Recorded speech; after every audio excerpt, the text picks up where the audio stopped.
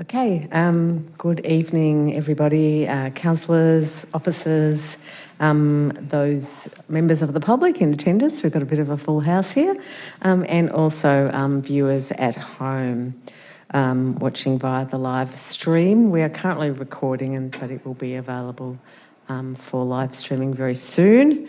I'll be able to catch up. My name is Christine Olaris, OAM. I am the Mayor of Darebin City Council and the chairperson of tonight's meeting. It's my pleasure to welcome you all here tonight, and I declare the meeting open at 6:15 p.m. It's great to have such engagement in our local democracy, so thank you all for coming along, members of the public. The meeting is being live streamed at some point, also being recorded currently, and will be available on the council website as soon as practical after the meeting. So I do want to just start by acknowledging that we are meeting on the lands of the Wurundjeri Woiwurrung people, who are the traditional owners and custodians of this land, and I want to pay my respects to elders past and present, and recognise their continuing connection to land, waters and culture. Always was and always will be Aboriginal land. We have with us tonight, of course, all of our councillors are present. We also have a number of senior staff who will be assisting with the meeting. I'll get you all to introduce yourselves when you have a reason to be speaking to the meeting, so thank you for coming along. We've also got our municipal monitors, Jean Anstey and Ross Millard, so welcome everybody. I have no apologies for tonight's meeting. So we will get into the disclosures of conflict of interest. So if any councillor or relevant staff member has a conflict of interest in relation to any matter on the agenda tonight, they need to disclose that conflict of interest and the nature of the conflict of interest. I also remind people that conflicts of interest also need to be declared immediately prior to the item of which they affect, so that's twice. Councillors and officers, are there any conflicts of interest to declare? Councillor Greco. Thank you, Mayor.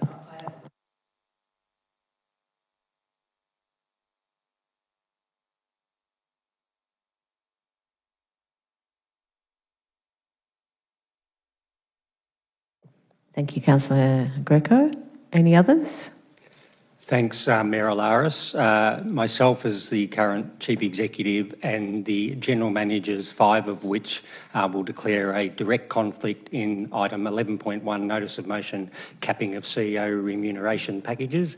It's a direct conflict due to the nature of the report and our potential role or not in it. Thank you. Okay, is that it? Terrific. Okay, so we're going to item 5, which is confirmation of minutes of the previous meeting. So, councillors, could I please have a mover for the adoption of the minutes of the ordinary council meeting that was held on the 16th of December 2024? Yep, so we've got Councillor Greco and seconded by Councillor Arturi. So I'll just put the motion to a vote. All those in favour, please raise your hands. So that's unanimous. We have Councillor... I don't need to say one if it's unanimous, do I? No? Okay. That's unanimous. Terrific. We'll move along. Thank you. I guess, with a full house, really important for us to remember Council's occupational health and safety responsibilities. So we do have Council has a responsibility to ensure that anyone attending tonight's meeting feels safe, both physically and emotionally. Just really like to remind everyone that in relation to that, we really ask that people be respectful to one another, and also that council or any person who wants to address the meeting can only do so in a courteous way, in a respectful manner, and must also take direction from whoever's sitting in this chair whenever called on to do so. And also any members of the public physically attending the meeting tonight or councillors for that matter, should utter any offensive, indecent, insulting or objectionable items or words. Hopefully that doesn't need saying, but I think it's really just important to remember. And that includes words that might be considered racist, sexist, homophobic, and also please don't use your body language in a way that might also be considered offensive. Silence must be preserved by the gallery at all times during the meeting, apart from, of course, if you're addressing the meeting. And if any member of the public engages in conduct that is improper or disorderly, I may direct that person to cease their conduct, and the person must comply with that direction. So that's that. Hopefully we don't need any of that.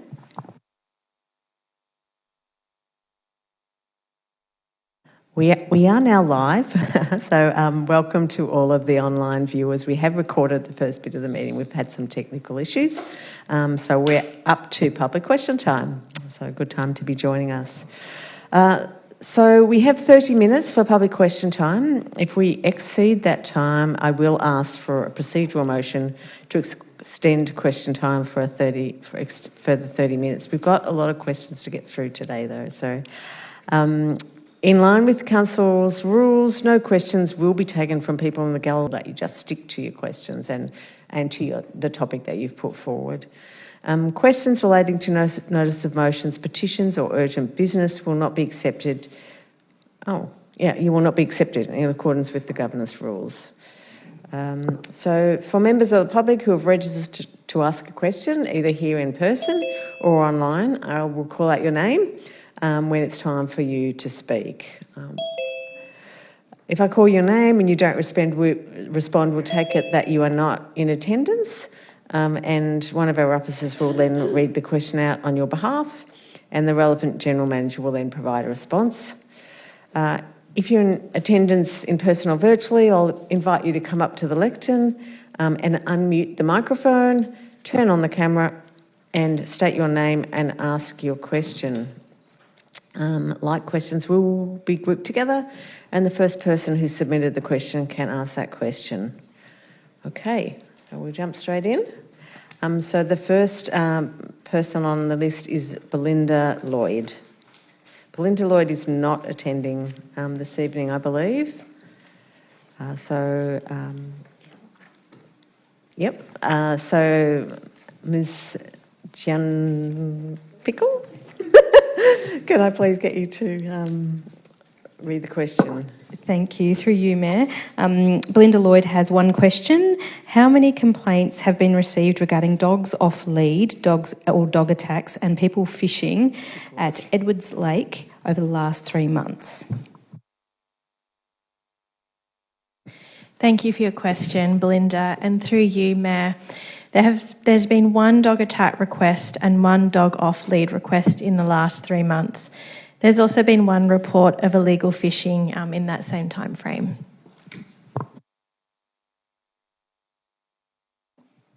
Is that the only question there? Yes. Okay. We also have another person who's not here in person, Angela Denton. So again, if we could get that question please read out. Yes, Angela has one question. When will City of Darebin repair the subterranean pipe leak so that ratepayers are not footing the bill for the water pooling in the Darebin parklands? And is that right? Rachel Olivia? Yep. Thank you, Mayor, and thanks, Angela, for the question.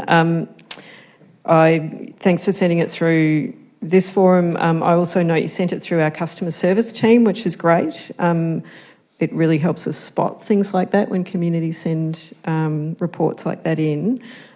Repair of the leak started on the 14th of January and was completed over the following 2 days. Officers went out to check things were resolved. In the end, there were several breaks in the line that were caused by tree roots, and the faucet's back in working order. Okay. Sonia Eskildsen? We have Sonia here? No? Okay, we might get Ms. Jen Piccolo to again read it out. Sure, thank you. Through you, Mayor. Sonia has 3 questions. The first is, what happens to residents who are disabled or elderly and are requiring transport daily? The second question is, where are all the residences on Victoria Road meant to park if they cannot park outside their homes? And the third question, what about the residents who won't be able to park their cars because all the residents from Victoria Road are parking in all of the side streets? Okay. Thank you, Sonia, for your questions. And firstly, through you, Mayor, I'd like to share that we have a number of questions about the Your Street, Your Say item on the agenda this evening. And for all of our officer responses, I'd like to share that Council will consider and resolve what projects Council moves forward with this evening. So thank you, Sonia, for your questions. Mark Salah has also asked similar questions, and I'll respond to those questions here as well. Regarding your first question, the feasibility design project that has started for Victoria Road aims to improve road safety. The study will include community consultation to better understand local needs. Officers will prepare a draft layout that considers all user types, including old people and people who are living with a disability. Providing access for these groups is very important. And regarding both your questions 2 and 3, because we have not yet completed the feasibility study and community engagement for Victoria Road, it's unclear at this stage what impact there may be to on-street parking. Thank you. We have Timmy Grinham next. Thank you. Thank you, Mayor. Timmy Grinham. I'd like to ask what action Council has taken to address safety risks for cyclists near NARC, the Northcote Aquatic and Recreation Centre, since the fatal crash between a truck and a cyclist in 2018. Thank you. Thank you. Okay, thank you. Thank you, Timmy, for your question. And through you, Mayor, following the completion of NARC, Council installed no stopping zones on Victoria Road near the entrance to improve sight lines between drivers, cyclists and pedestrians. Council undertook community engagement and technical assessments for the area around NARC as part of the Your Street, Your Say Group P project that was delivered last year. And work has also started on a feasibility study to improve safety near the entrance of NARC.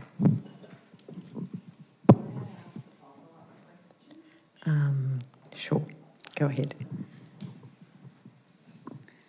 Thank you, Mayor. May I please ask if there's any monitoring of those no standing zones around NARC? I won't make a comment, but you can probably understand why I'm asking that. Thanks, Timmy, for your question. We do regularly have traffic enforcement officers that do patrol the entire municipality, but I'd like to take that on notice and I'll be able to give you some specific information about the patrols in that area at a later time. Thanks. Okay, John Palavanidis? No? Okay, we might get that question read out then, please. Ms. Jen Piccolo. Thank you, Mayor. John has 3 questions relating to revisiting Your Street, Your Say, Group P. The first question is requests the report in relation to Council Resolution Minute 24178, Item 5.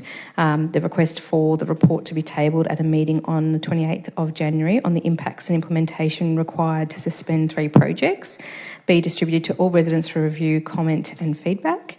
That is the feasibility study is to be distributed to impacted residents that have signed a petition relating to the original council proposal and a true consultation to be held. 2, in relation to 5B, request council to categorically, statistically justify how the original proposal to eradicate parking on Victoria Road would improve safety given current dedicated bike lanes on Victoria Road and the current traffic issues experienced. And the third question request Council to explain how any further reduction in street parking on Victoria Road will improve children's safety to walk, cycle, take transport to their school, given it would result in increased traffic hazards to be detrimental to safety. Okay, and I think that one's again over to Ms. Petrie. Thank you for your questions, John, and through you, Mayor. Regarding your first question, you can find the report included in tonight's Council agenda. Regarding the feasibility study, if completed, this will be shared with the community during community consultation. And regarding your questions 2 and 3, information has been provided in tonight's Council agenda that describes the safety risk on Victoria Road and the treatments that would address this risk. Thank you. The next questioner is attending virtually, I believe.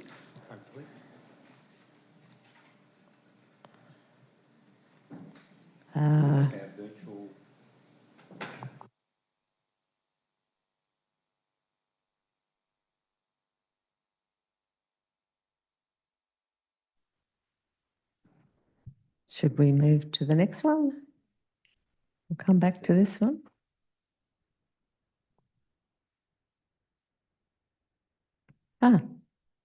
Dimitri Lafleur, please Yes. go. I hope you can hear me. Thank you for allowing me to speak. Your Street, Your Say program is, I quote, the main way to identify and endorse capital works projects to improve transport safety and access. Dimitri Lafleur, please Yes. go. I hope you can hear me. Thank you for allowing me to speak. Your Street, Your Say program is, I quote, the main way to identify and endorse capital works projects to improve transport safety and access, with community engagement being, I quote, a vital component. The multi-criteria analysis of all the 227 clusters of the Your Street, Your Say Group B program identified separation Perry Street zebra crossing as a top 5 project, with a multi-criteria analysis ranking of 7 in a list of top 20 projects. The previous council went back to the community to ask for feedback on this top 20, and this zebra crossing again received one of the highest support, 86%. Despite this, the former council decided to deprioritize this and other projects in favor of much lower ranked projects which had received much less support. Since the start of the Your Street, Your Say project, the budget for capital works has been revised for reasons I don't know. And the criteria the council has used for capital works prioritization to reprioritize projects are not known to the community, nor is it clear why the reprioritization is better value for money.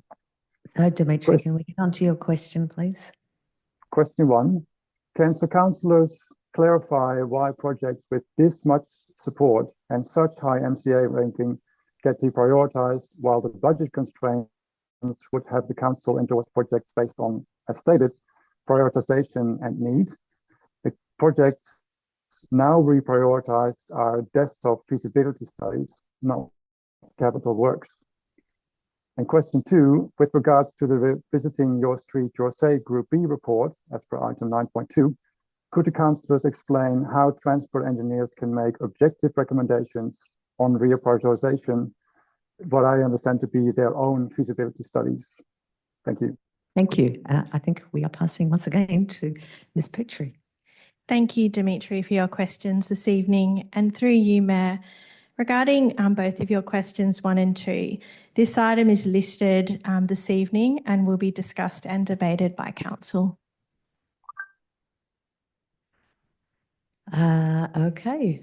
We also have Nina Collins attending virtually.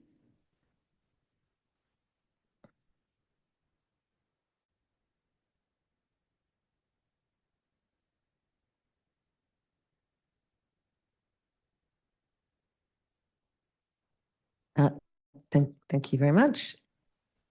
We might get that question read out then, please. Thank you, Mayor. Through you, Nina has 3 questions. The first is, when will council provide a safe and accessible entrance to John Cain Memorial Park from Clarendon Street, Thornbury? The second, when will Council reinstate the footpath on the western side of Sparks Avenue between Rossmoyne and Mansfield Streets? And the third, will Council advocate to DTP for safer crossings for pedestrians and cyclists at the intersections of Wilmouth Street and Darabin Road and at Collins Street and Station Street? Wilmouth Street is a key pedestrian and cyclist corridor. Darabin Road already has supported crossings at Wales Street and at St David Street, and this intersection needs similar intervention. Collins Street is a dangerous intersection with Station Street. It is a primary entrance to the THS. Thank you. Ms Petrie to answer. Thank you for your questions, Nina, and through you, Mayor. Regarding question 1, council officers are currently investigating solutions to provide a safe and accessible entrance to John Cain Memorial Park from Clarendon Street, Thornbury. Unfortunately, no timeline has been set for the delivery of these works yet, but I have asked the manager to keep you updated about their progress. Regarding your second question, there's not previously been a footpath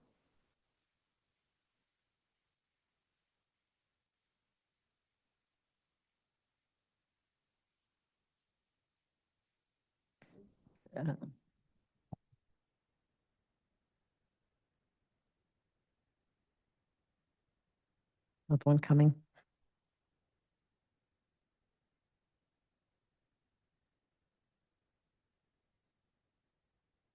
Thank you. I do apologise, Nina. I'll start again. Regarding your question 2, there's not previously been a footpath on the western side of Sparks Avenue between Rossmoyne and Mansfield Street. Unfortunately, constructing a footpath on the western side of Sparks Avenue is not feasible because of the steep embankment at this location. And regarding your third question, Council is committed to advocating for the safety of pedestrians and cyclists. Officers will raise these concerns regarding safety improvements at these locations with the Department of Transport and Planning officials. Council will continue to work with DPT to explore options for safer crossings and to ensure the needs of pedestrians and cyclists are considered in any future upgrades at these intersections. Thank you. We now have Courtney May online. Thank you, Courtney May Preston. I have 3 questions. Question 1, how is Council progressing against the targets in the transport strategy to double the share of walking, cycling and public transport for all trips?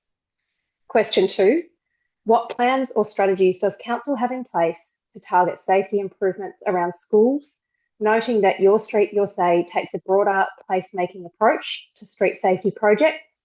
And specifically, what action is Council taking to make sure that children riding to schools in Northcote can get there safely?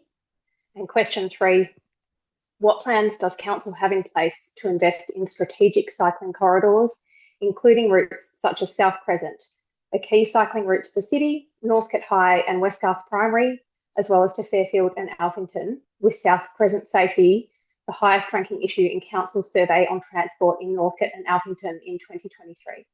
Thank you. Thank you. Over again to you, Vanessa Petrie. Thank you, Courtney, for your questions. And through you, Mayor, a refresh of the Darabin Transport Strategy was completed in 2022. And as a part of this refresh, we reviewed how Council is progressing against the key policies, actions and targets in the strategy. There is a refresh report that tracks this progress that can be downloaded from Council's website, and a transport officer will email this link to you.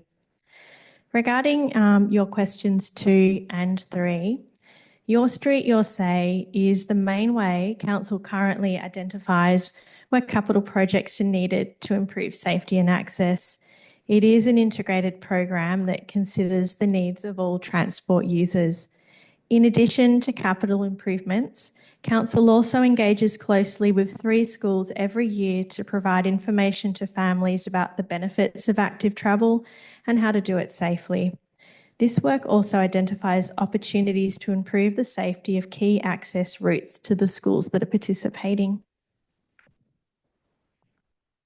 Thank you. Now, I know we have Jessamy House here, so if you'd like to come and ask your questions, please.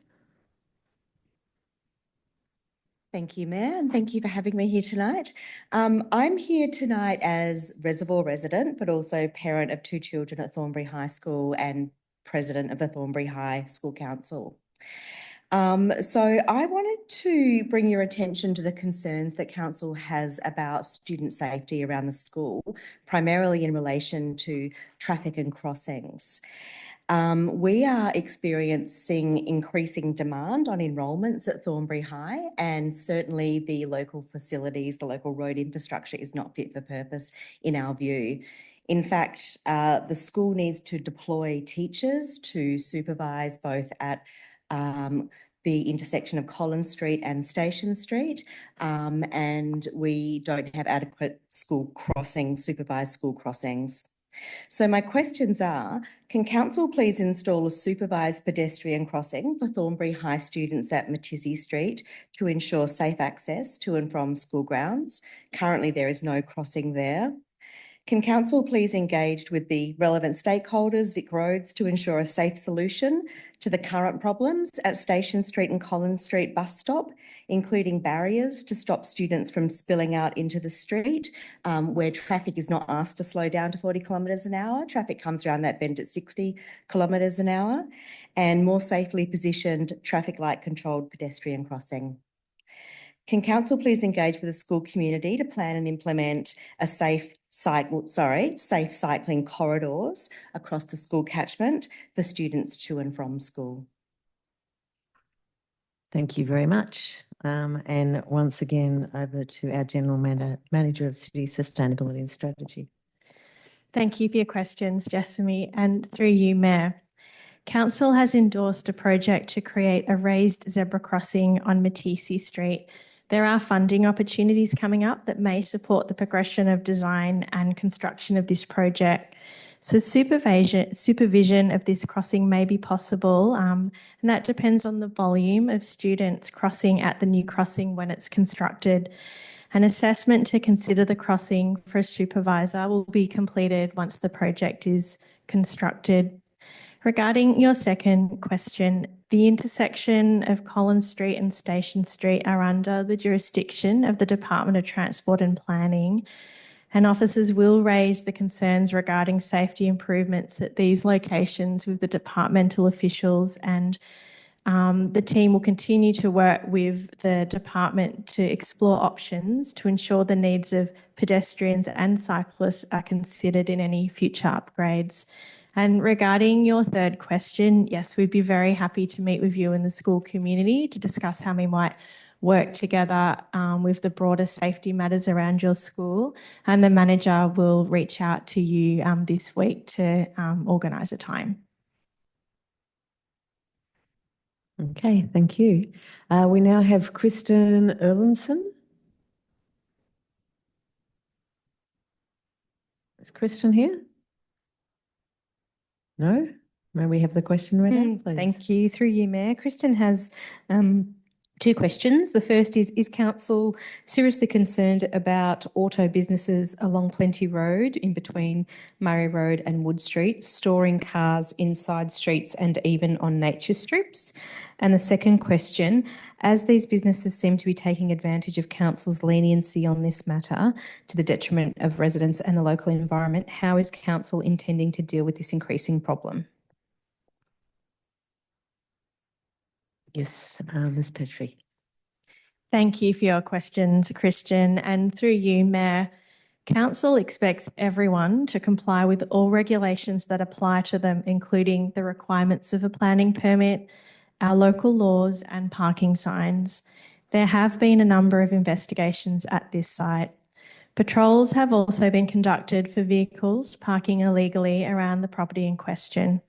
Council reminds all road users that it is their obligation to park legally and adhere to parking signs. And regarding your second question, Council officers will continue to monitor the property to ensure compliance with the planning permit conditions. Parking officers will also continue to patrol the area and enforce parking controls. Great. Okay, we've got Suzanne Newton. Susan Newton is on the screen, I believe, coming.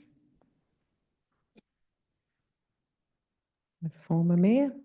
Thank you, Mayor Alaris. It's Suzanne Newton here of Thornbury, and I have 2 questions.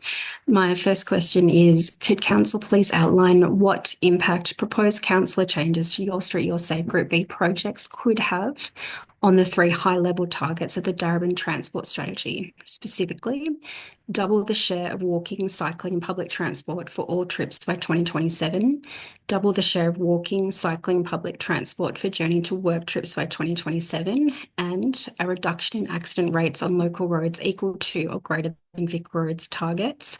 And my second question is, could Council please explain the extreme safety risk on South Crescent and expand on the legal and other risks removing the South Crescent project from Your Street, Your Safe Group B beyond what is included in the report, i.e., quote, delaying a solution to remove the known extreme safety risk on South Crescent may expose council to liability if there were to be an incident and a decision is made to not address the risk, end quote. Thank you. Go ahead, Ms. Petrie. Thank you for your questions, Susan. And through you, Mayor, the Your Street, Your Safe Group B feasibility projects aim to reduce safety risks that have been assessed for cyclists.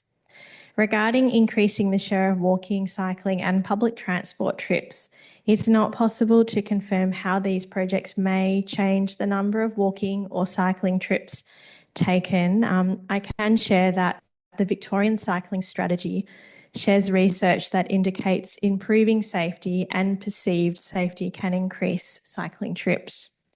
And regarding your second question, the road safety risk on South Crescent has been assessed as extreme using the Ausroads Guide to Road Safety. Without a change in the current transport environment, this safety risk assessment will remain. Thank you. Okay, we've got Floyd Cardoso, who's attending in person. Welcome, Floyd. Hello. My question, very short one.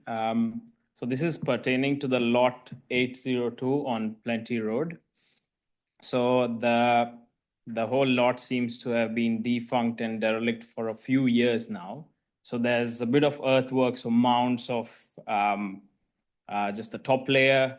There's a few mounds over there. There's a bit of tubing. There's leaves that have been piling up probably for years. So is this, it obviously is an eyesore when you're looking over into the horizon. So what is is there a strategy for getting this cleared? Because it's been there for years. So I don't know if anyone's noticed, but is there a strategy? And also what is a timeline, please? Thank you. Okay, thank you for your question. I'm going to hand across this time to Ms. Olivia. Thanks, Floyd. So it's one of my teams is going to go and inspect that site. It's not a site that has been, it's not something we've looked at in the recent past. And what we'll do is look at it from 2 lenses. We'll look at it thinking about our local laws. So what are the requirements of the owner? We do have some provisions around essentially unsightly properties. There are also some provisions that allow us to deal with safety issues, as you mentioned, I think fire hazards. So we'll take a look at it from that perspective as well. Then our officer makes a decision about how to act. So depending on the circumstances, we would usually give an owner a chance to make things right before we take more serious action like issuing a fine, but our officers will work that through. The inspection will happen quickly. The next step will take longer. Depending on what we're doing, we sometimes need to provide 30 or 60 days notice to an owner. Thank you. Thank you. I'm going to need a procedural motion to extend the time. Thank you, Councillor Salgas. Yes, so for 30 minutes. Yep, thank you. And seconded by Councillor O'Brien. Thank you. Okay, we next have David Taylor, who's attending in person. Welcome, David. Thank you, Mayor. David Taylor, Northcote. Just bring up my questions on the phone. Have you got the microphone on there? Yes, I think so. Testing 1, 2. Thanks.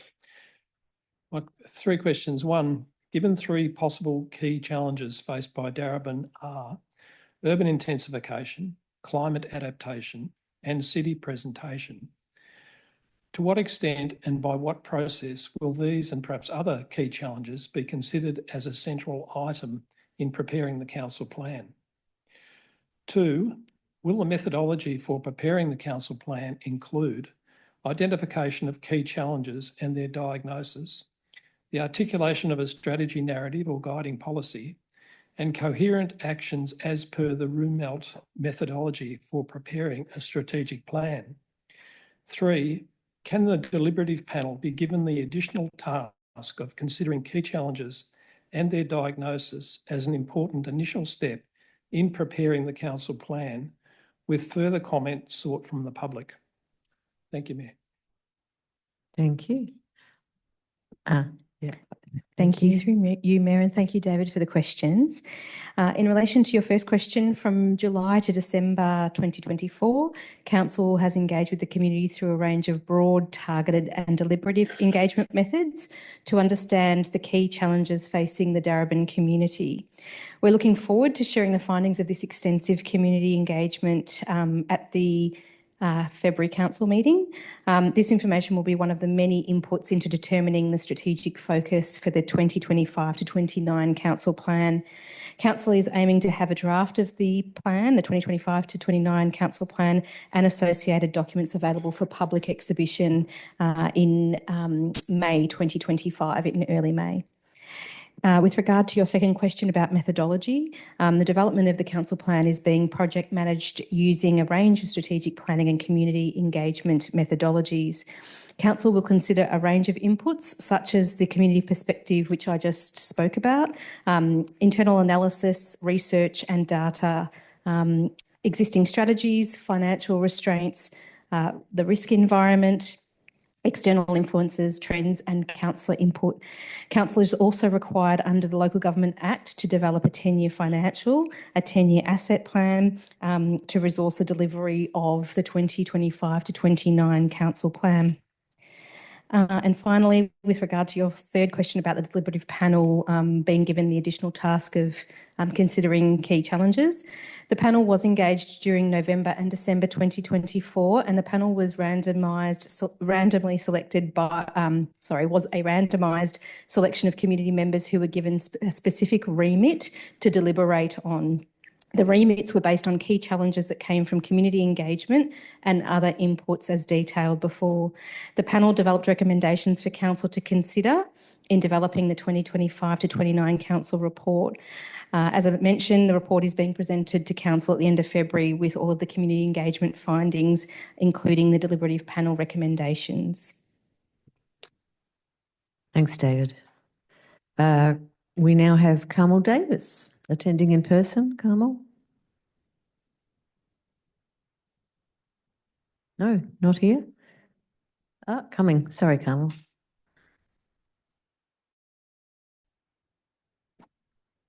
Thank you, Mayor.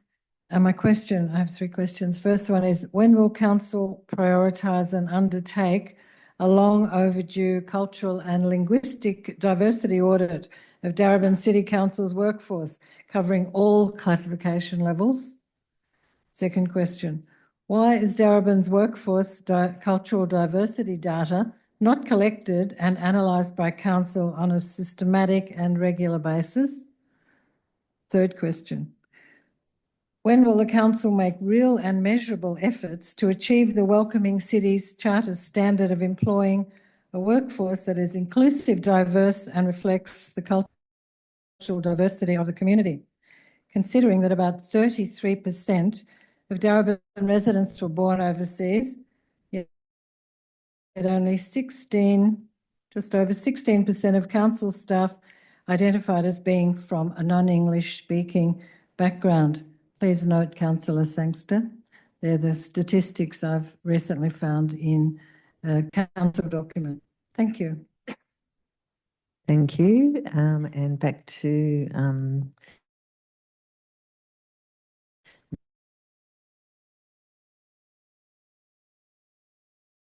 inclusion strategy, which has seen significant improvement more recently in the space of gender and sexuality.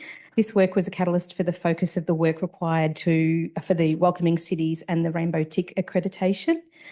One of the challenges we have with collection of data is privacy laws, and a key consideration in collecting information relating to cultural background. So council must ensure the information is being collected is relevant to the employee experience and in line with best practice inclusion methodology. In terms of workforce diversity data not collected, as I mentioned, the privacy law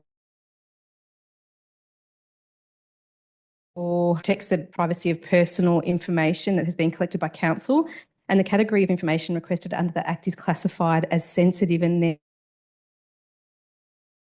therefore require a legitimate collection. So if council decided the collection was legitimate, council would need to notify the reasons for its collection, and it would not be able to make it a mandatory reporting. It would need to be optional, which could result in low response rates from employees and perhaps not a true reflection of the workforce. At present, our systems do not support the regular auditing and updating and reporting of data, but we hope this is something that will be rectified as we work through future investment in our systems, but certainly something on the radar. And then finally, with regards to the measurable efforts, because of the optional nature of the data, it is possible that the statistic printed in our annual report of 16% of staff being born overseas may not be an accurate reflection of the workforce. However, the Welcoming Cities work is an ongoing process. We will continue to work through that, and we will remain committed to the process and work with those involved on that one. Thank you. Craig Bishop. Oh, not attending. Sorry, can we have that one called out? Okay, so I'll ask the questions and then I'll provide the answers. Multitasking at its finest. Okay, so Craig had 3 questions. The first was for the 6 months until 30 June 2025, who are paid by the Darebin ratepayers. Will the council write to the new Minister for Local Government and request a review of the need of monitoring, given that there are 7 new councillors and the funds could be better utilised within the community?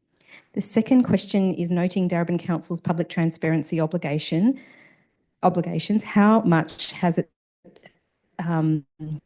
cost to cover the 2 municipal monitors from the start of their appointment?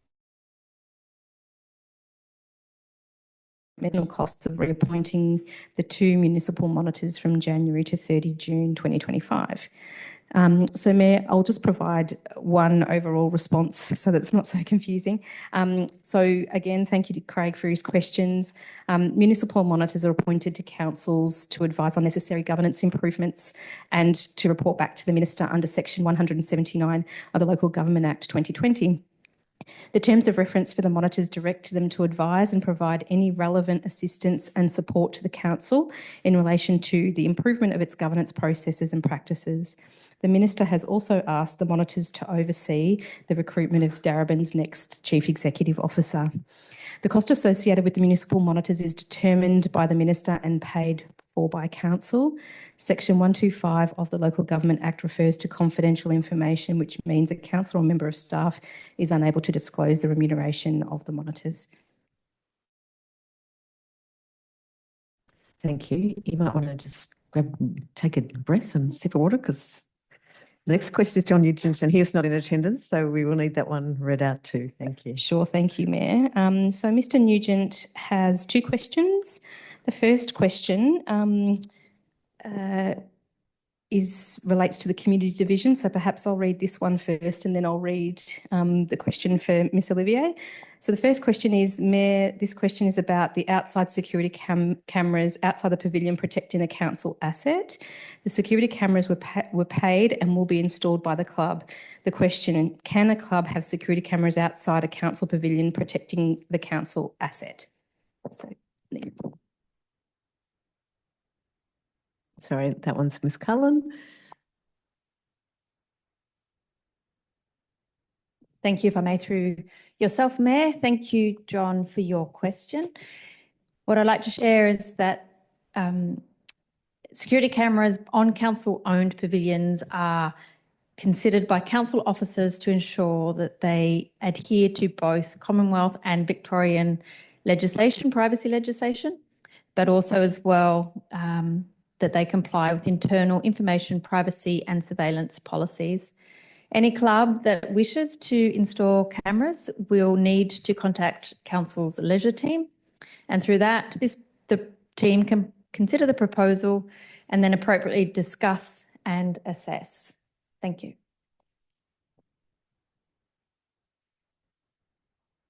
Thank you. Thank you, Mayor. And the second question from Mr Nugent is, Mayor, as a park user at Donouth West, I've continually complained about the poor standard of grounds number 1 at Donouth West. The ground is uneven and needs resurfacing and watered. This is not done by council as they do not want to spend the money on the ground. It has been over 3 years since any maintenance or work has been done on this ground. I'll pass it over to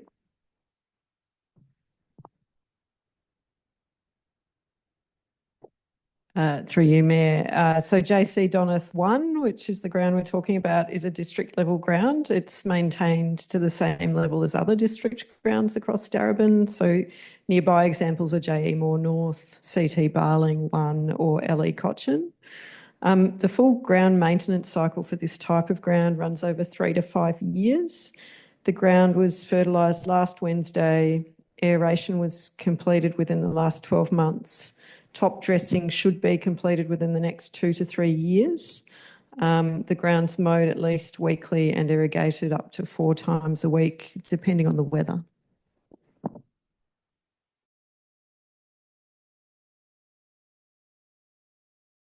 Thank you. Okay, we have Serena O'Malley. Thank you, Serena. Thank you, Mayor and Councillors. Serena O'Mealy, Reservoir. In 2018, the Office of Geographic Names rejected a proposed new name for Batman Park due to objections to the proposal.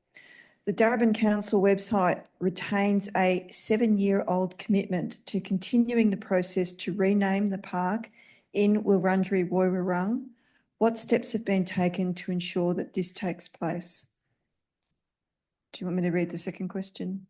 Yeah, I think if you read them out.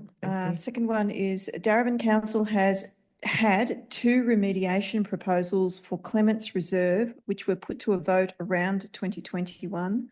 I understand that neither of these proposals has been deemed suitable by the EPA and that this is holding up the sale of the land to Darebin Council.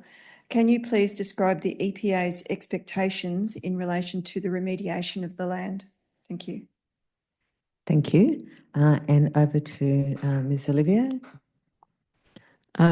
Thanks, Mayor. Through you, thanks for the question, Serena. In terms of the renaming of the park, certainly Council's committed to renaming the park. There's currently no specific time frame for progressing that work. What the next steps are is to continue to engage with the Wurundjeri Woiwurrung Corporation and the community as Council considers its next steps and timing. In terms of remediation and the question about the EPA's expectations, EPA have advised they're open to a range of options for remediation as long as they appropriately address the risk. Work's ongoing towards that remediation with the Department of Transport and Planning taking the lead because they own the majority of the contaminated land. The investigation and options process is being taken one step at a time. It's hard to predict the time frame precisely. At the moment, we are working with a consultant to finalise detailed investigation and do cost estimates around a range of options. What I can share is that purchase of the site by Council would occur after the remediation. Thank you. And last one, Sri Arasakasari. Apologies if I say that. Sorry, actually, I think we've already covered your questions, it seems, from Have we? response here. Yeah. Yeah, sorry, they're not permitted, the questions that you've put forward. Apologies. Reason?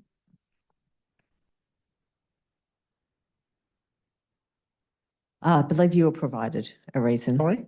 I believe you were provided a No, reason. I was not.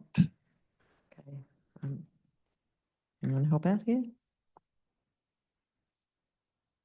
I was told it may not be covered under the governance rules. I went through all 86 pages of the governance rules, and a matter like this has been addressed previously by the council. You have been advised prior to the meeting that you weren't able to raise these questions. So I'm going to need to ask you to sit down, please. All right, thank you. No worries, thank you. We are about to have a 10-minute adjournment because we have lost the live footage still again. So we're going to just have 10 minutes and we will come back. So I need a procedural motion, please. Thank you, Councillor Salkis. And seconder, Councillor Boglis. All in favour? Thank you very much. So 7:15, we'll be back. Thank you. Thank you.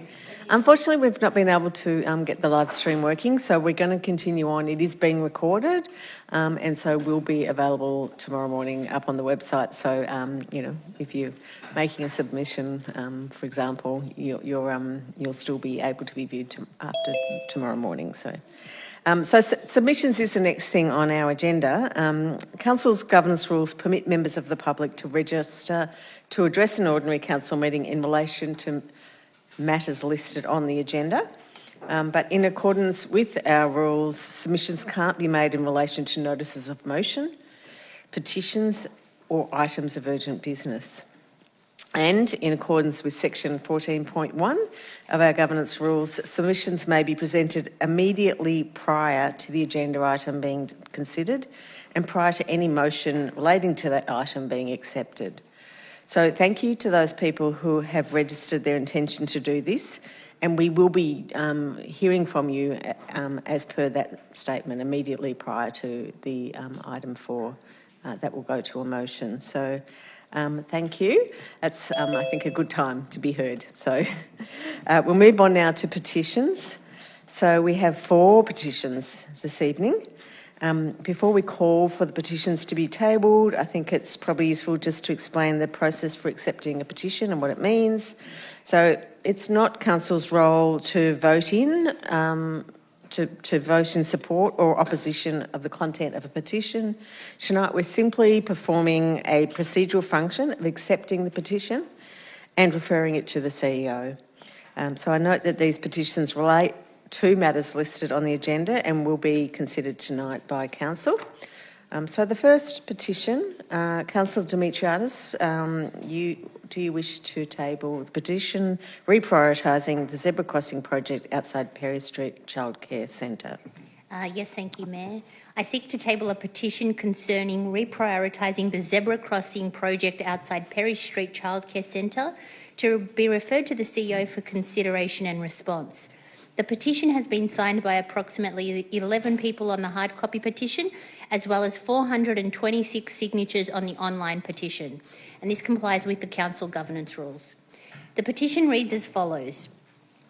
We want to encourage our families to walk to and from Perry Street Childcare Centre and ensure they feel safe in doing so. They continue, however, to raise safety concerns about the difficulty in crossing Separation Street in the vicinity of its intersection with Perry Street, speeding along Separation and Perry Streets, and frequent near misses at the intersection. Many other pedestrians, including school children and the elderly accessing the bus stops, use this intersection and experience similar safety challenges. The intersection of Perry Street and Separation Street is a stop-controlled cross intersection which can cause confusion for motorists approaching the intersection from the northern and southern approaches as to who has a right-of-way. This is further compounded by pedestrians trying to cross Separation Street and the location of the bus stop on the northwest and southeast sides of the intersection. As the width of Separation Street only allows for one vehicle to pass in each direction, when a bus is stopped, it completely restricts traffic movements travelling in the same direction as the bus. Vehicles are often observed seeking to overtake a stopped bus, only to have a near miss with a pedestrian crossing Separation Street, or a vehicle turning into Separation Street from Perry Street. Moreover, at twilight, when the sun is coming down, it can also be difficult for motorists to see pedestrians due to the reflection of the light.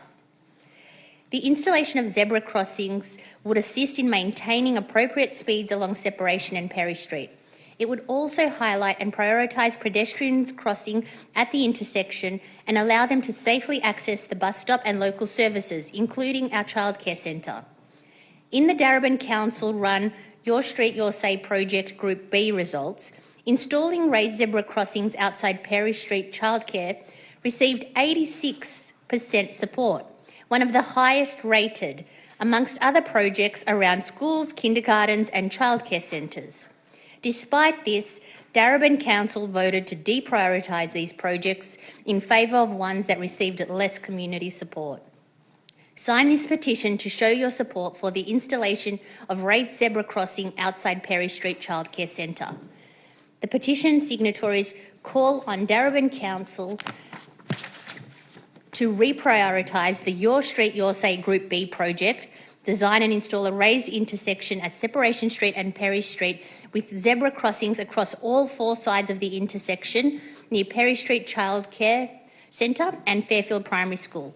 Design and implement this project with urgency to prevent a serious incident or fatality at this intersection, and upholds its decision from 8th of January 2024 to ensure that children's safety is in the top 5 list of priorities to allow children to safely walk, cycle, take public transport or get dropped off at their school, kindergarten or childcare centre by reprioritising the above project. This petition is put forward with support from the Committee of Management of Perry Street Childcare Centre and Elizabeth Gorman Kindergarten. Thank you, Councillor Dimitriadis. I'm now calling on Emily Novatsis. Are you here, Emily? Yeah, Emily is the submitter of the petition. Emily, you get 2 minutes to talk to the petition. So thank you. Good evening, Mayor and councillors. Thank you for having me.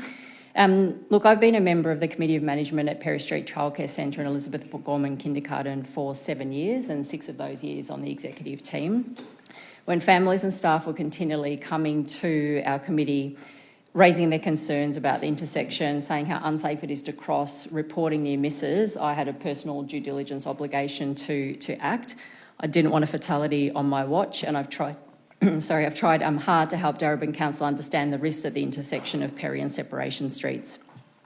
Over multiple exchanges with the council and council transport engineers over the last 3 years, I was told our best option to influence the safety of the intersection was to complete the Your Street, Your Say consultation process. As you're aware, the intersection was one of the highest highest risk locations, and as Emily said, the proposal for a zebra crossing received 86% support. After reading that the zebra crossing and other kinder and school safety projects were deprioritised in 2024 by the former council, I sought to understand the governance processes applied by the council, and more recently, by the way of the petition, tried to understand the level of community support for having it reprioritised. And as Emily stated at last count, there was 426 signatures, and that was in just over a 2-week period. In my day job, I worked for Metro Trains as a general manager for safety operations. So I'm fully aware of the priorities needed to balance project decisions, and I know there's a finite budget for safety improvements. But I also know when the context of a risk changes, in this case the increased traffic exacerbating the issue at that intersection, and when concerns of end users, in this case the community, are so overwhelming, these factors do need to be given additional weight in the controls proposed to mitigate the risk.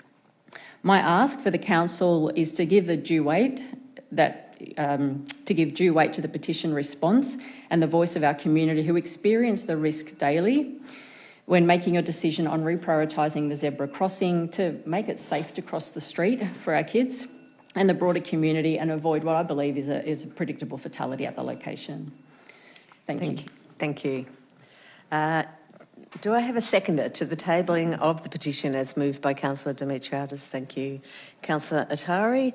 I put the motion to the vote. Those in favour? So we have Councillor Attari, Councillor Boglis, Councillor Dimitriadis, Councillor Greco. We have a unanimous vote, actually. Thank you. Okay, so I declare the motion carried unanimously. Petition 2. Councillor Dimitriadis, you're going to get a sore throat. Would you like to move to table the petition Pitcher Park Community Battery? Thank you, Mayor. I seek to table a petition concerning Pitcher Park Community Battery to be referred to the CEO for consideration and response. This petition has been signed by approximately 18 on the hard copy petition, which complies with the Council governance rules, as well as 88 online signatories in support of the petition. This petition reads as follows. The petition is calling for Darebin Council and Gemina to consult with the residents around Pitcher Park, Alphington, regarding the potential installation of a community battery and what the local community benefits could be. Gemina's federally funded neighbourhood battery is specifically funded to be installed in Alphington. This is a great opportunity that could positively impact both the immediate community and show real climate action and leadership. Residents have been informed that Council has advised Gemina that there is no place in Pitcher Park where a battery could be installed. This means that the community will miss out on a variety of potential community benefits of the $500,000 federal funded project. The community believes there may be a feasible location for the battery that has not been previously considered by Council.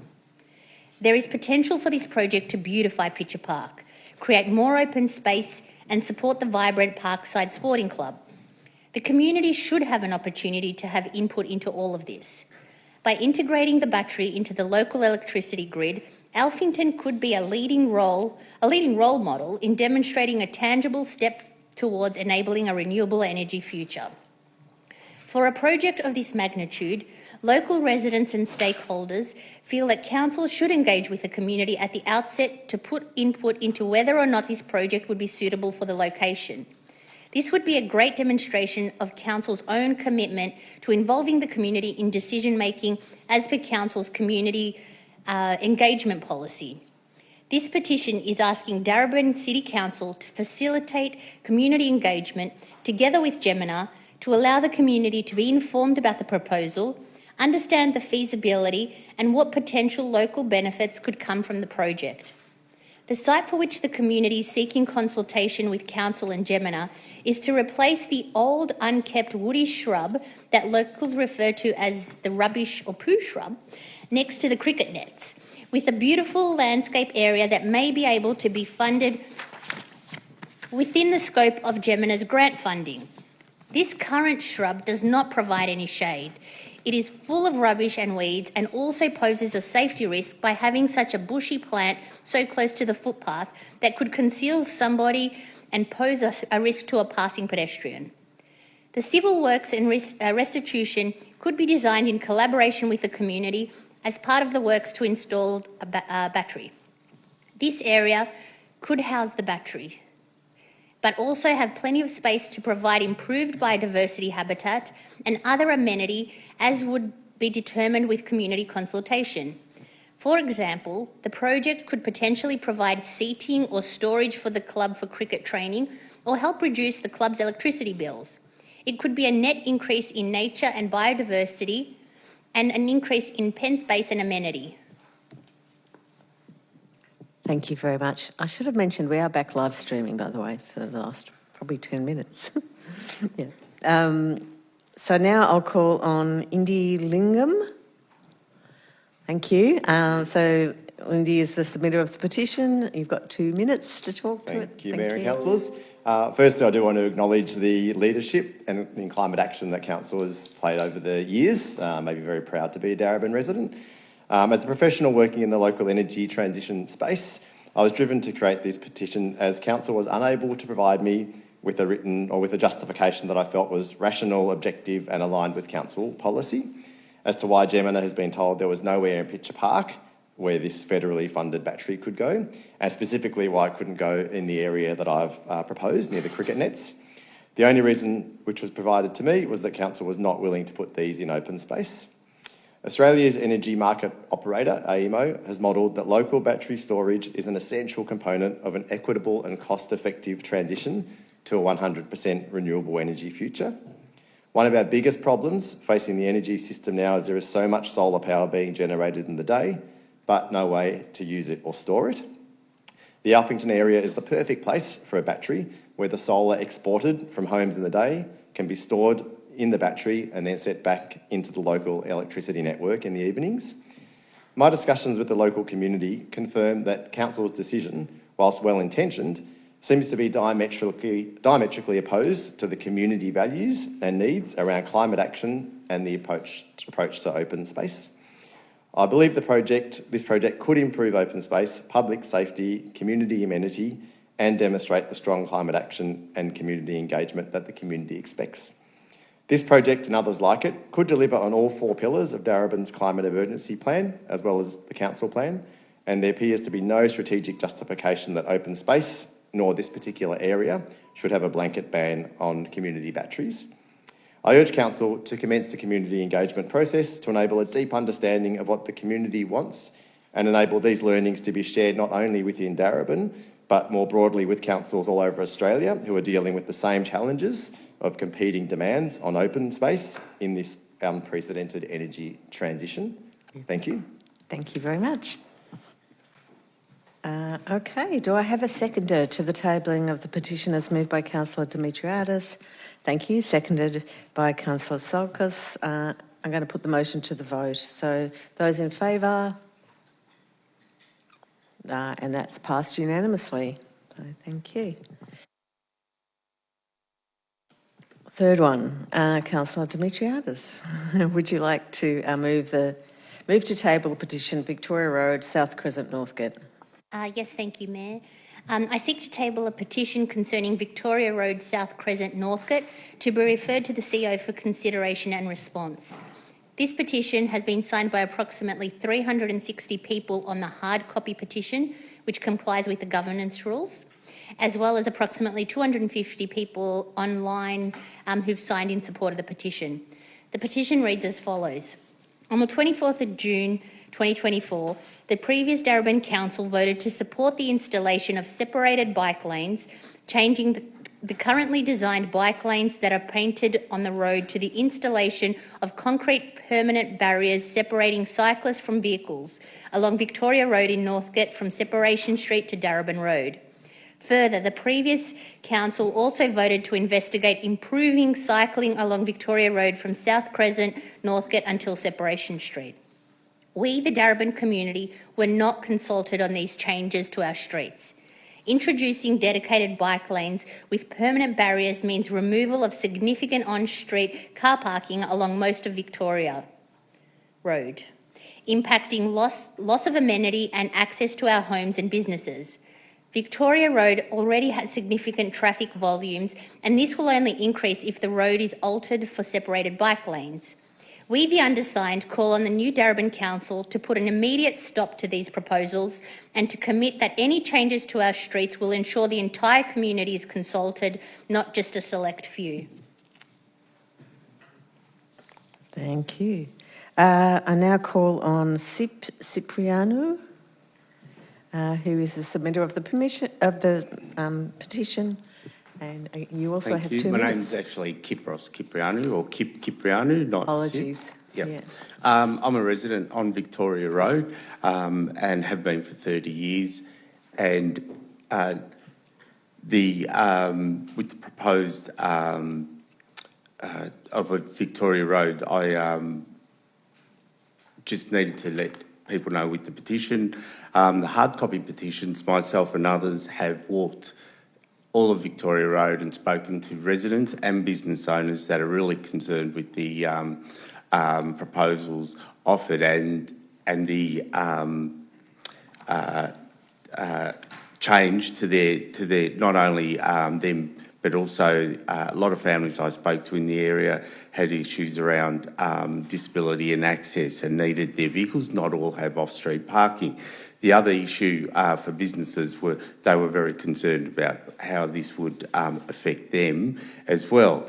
The petition, the hard copy, as was stated, the hard copy that we walked along and spoke to all residents was 300 plus, I think, and then online is 360 or going up even more. So it is a big issue. A resounding point that everyone made is they were more concerned about, as well as priority, was pedestrian crossings. So there's more points to cross Victoria Road and pedestrian crossings around facilities in the area, childcare, schools, and community centres, amenities, and things like that, and at the new swim centre as well. I urge the council to accept the petition and to divert their efforts and concentrate on these pedestrian crossings. May I just add that I said I've lived there for 30 years and I've been involved. I was also involved with residents, yep, I will, to reduce, believe it or not, the speed limit from 60 to 50 kilometres an hour. So this issue and to reduce the amount of trucks that use Victoria Road. So I think the council need to move their priorities. Yep. Thank you. Thank you. Okay, do I have a seconder to tabling of the petition as moved by Councillor Dimitriadis, Councillor Boglis? Thank you. I'll put the motion to the vote. So those in favour? Unanimous. Okay, so thank you. Passed unanimously. Oh, sorry. Petition 4. I think this is the last one. Councillor Dimitriadis, do you wish to move and table the petition No One Way in Railway Place, Fairfield? Yes, thank you, Mayor. I seek to table a petition concerning No One Way in Railway Place, Fairfield, to be referred to the CEO for consideration and response. The petition has been signed by approximately 18 people on the hard copy petition, which complies with the Council's governance rules, as well as approximately 413 online signatures in support of the petition. The petition reads as follows. In June, Council launched the Your Street, Your Say campaign, engaging with the community on a series of proposals. However, buried within these plans were changes deemed trials that were never properly consulted with residents. One such proposal is the trial of a one-way traffic system on Railway Place, which would force all traffic to flow east to west only. This change would have a significant impact on local residents.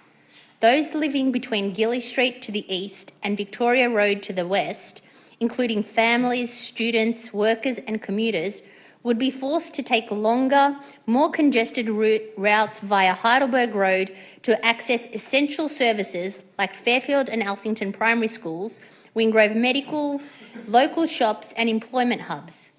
Heidelberg Road, already jammed with the traffic and bike lanes, would bear the brunt of this added burden, particularly the bottleneck at the left turn onto Station Street.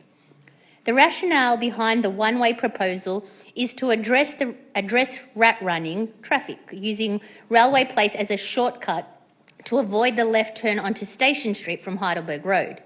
While this is a valid concern, the one-way trial is an overblown blanket solution that will only worsen the situation for local residents. It's a short-term fix that fails to address the root cause of traffic issues and disrupts the daily lives of the entire community, forcing many to endure longer travel times and more congestion on already strained roads. We urge Council to consider the one-way proposal and explore more targeted, effective solutions to reduce through traffic without compromising residents who rely on local roads for easy access to their homes and essential services. Thank you, Councillor Dimitriadis. Now call on the submitter of the petition, George Duvos, to present for 2 minutes. Thanks, George. Thanks, guys. Thanks, can you hear me? Yeah. Well, the petition pretty much says everything. I did speak to a lot of people in the area, and the concerns were all varied.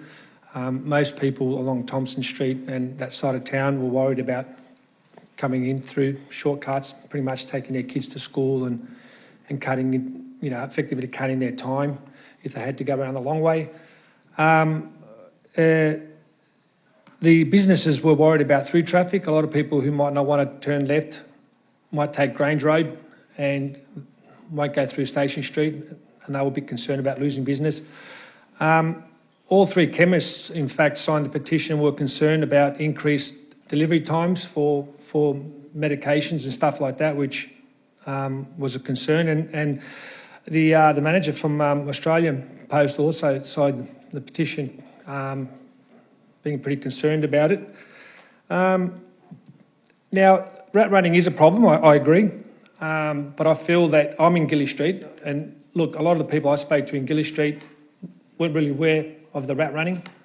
And I just feel that if we do this to deal with the rat running in Gilly Street and Rathmines, it'll sort of throw everyone out just for our sort of problem. So I feel that we should probably have a more targeted response to the rat running rather than sort of... And of course, even the businesses along Railway Place as well were a bit concerned. So it just seems that I think anywhere you close a main road or a road where traffic flows, it's just going to have a knock-on effect. And, more traffic on Heidelberg Road is going to create more problems even for cyclists and motorists, pedestrians. So at the moment, Railway Place sort of eases that flow. So I urge you guys to reconsider. So, thank you. Thank you. Okay, I'm going to ask for someone who's happy to second the motion put forward by Councillor Dimitriadis.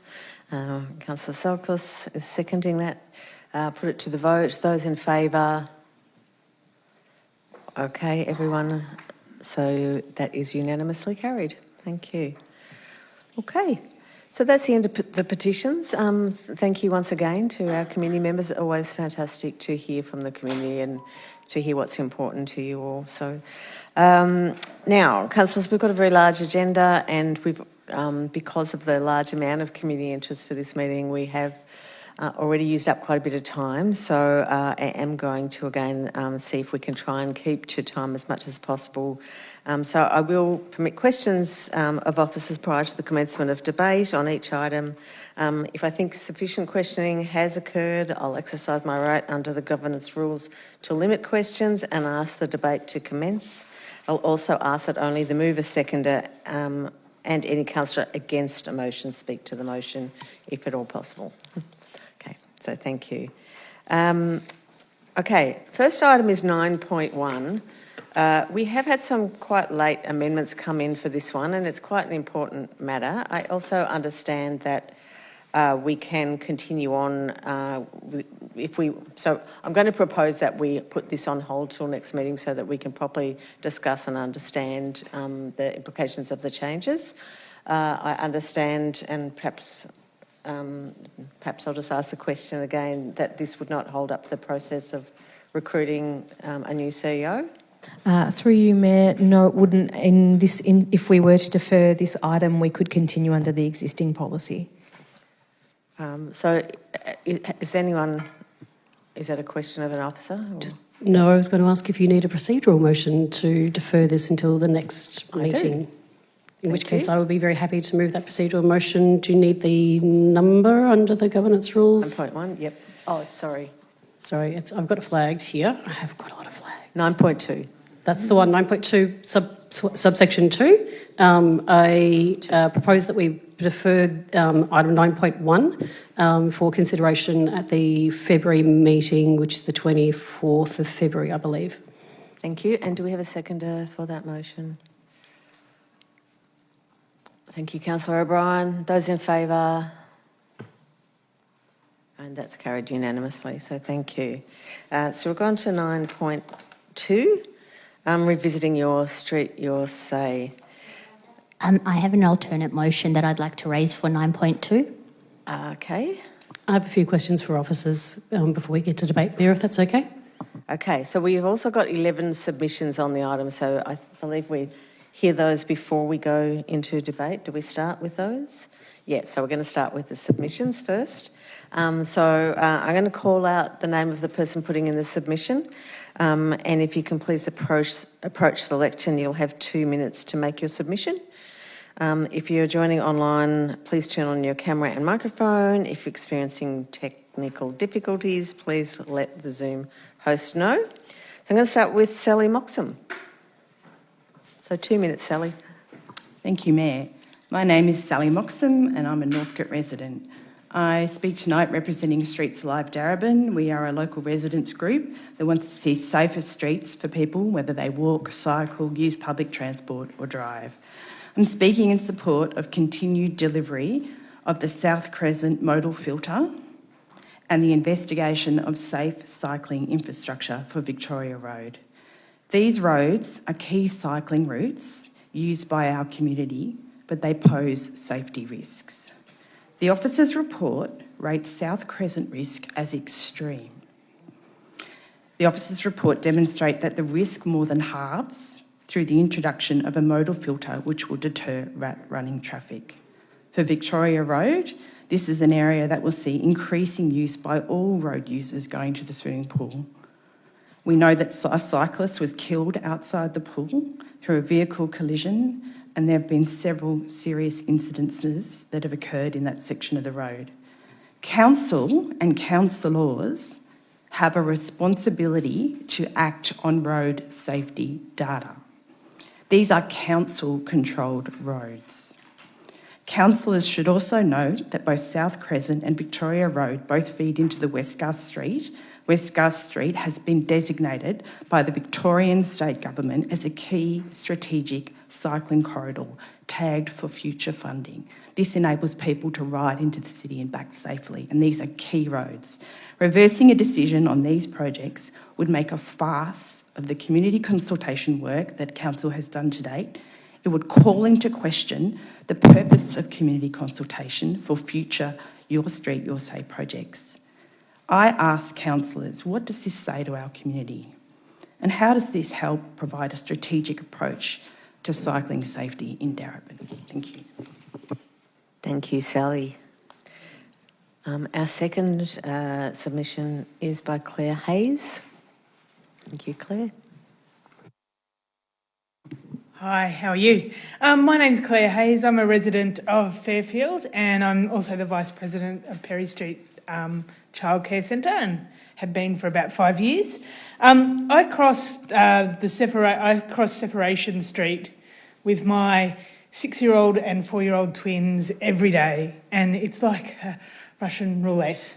So the traffic banks up at the traffic lights and banks back right past Perry Street, and you have to sneak out with these 3 tiny children, holding them all to look and see if there's another car coming the other way. At the same time, the motorists have been so, banked up on Grange Road or Perry Street, and when they get to that set of traffic lights, they just put their foot down and go for it. My young family's all in the way. But it's not just me that copes with that. All my neighbours cope with that. It's that intersection is a main crossing for Perry Street, Alfred Nuttall, Fairfield Primary, St Anthony's School and Thornbury High. It's a key topic among neighbours, and we'd love you to change it and build a safe crossing at that so we can get to childcare and school safely. Thank you. Thank you very much. We have an online submitter, Carl Sharika. Are you there, Carl? Carl's coming.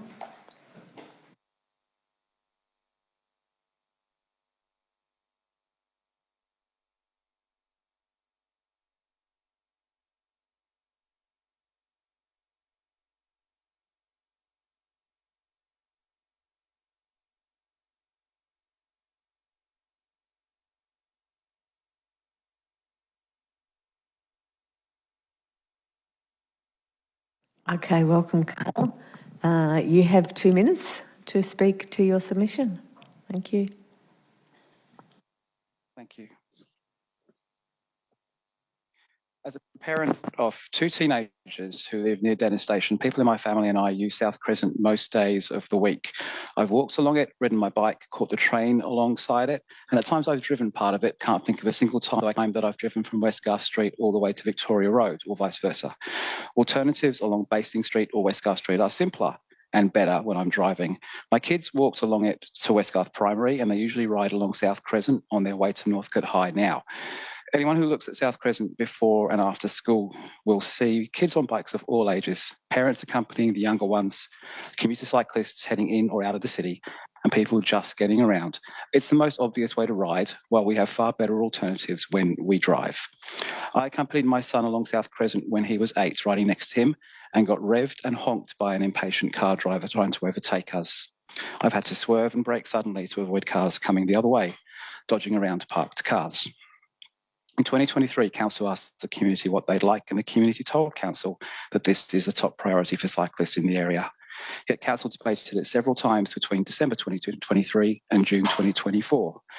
Backtracking on this project now tells the community that you don't listen to what residents want. No wonder people are cynical about politics, when easy community-supported measures to make travelling around safer for kids and young people are pushed to the bottom of the pile. Resurrecting this issue now, straight after the council election, makes it look like the new majority of councillors don't want to support anything to do with bikes and cycling.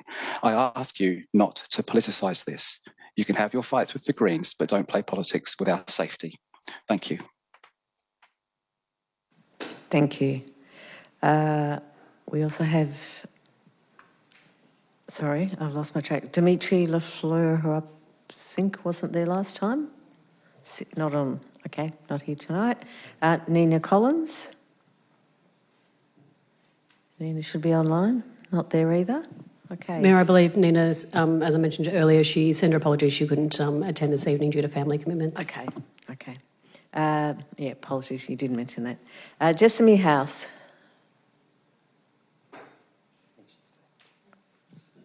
Yeah, I think she was here earlier, but she's left. Susan Newton online.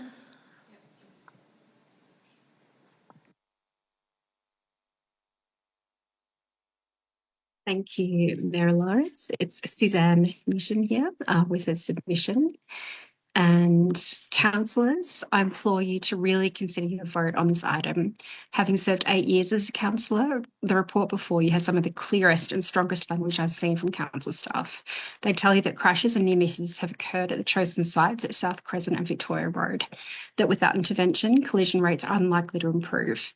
They tell you about the liability that could come from if a decision is taken to not act on a road safety risk that has been assessed as extreme using national guidelines.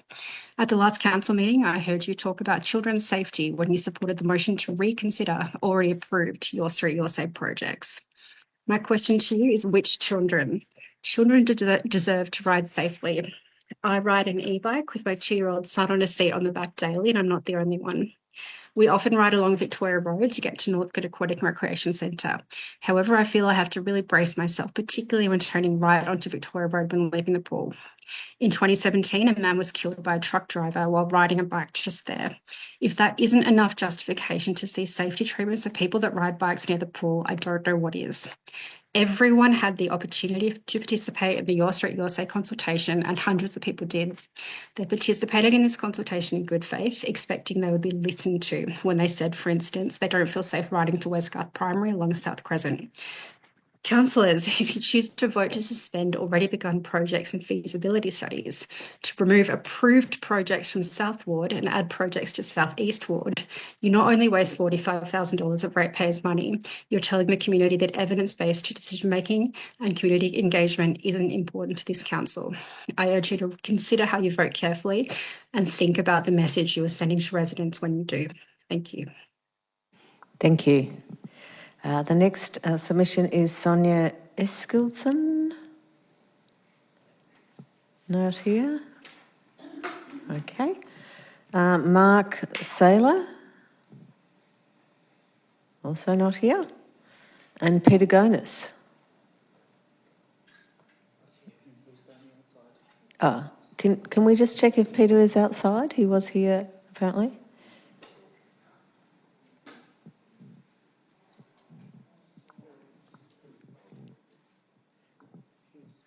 Welcome, Peter. You've got 2 minutes to talk to your submission.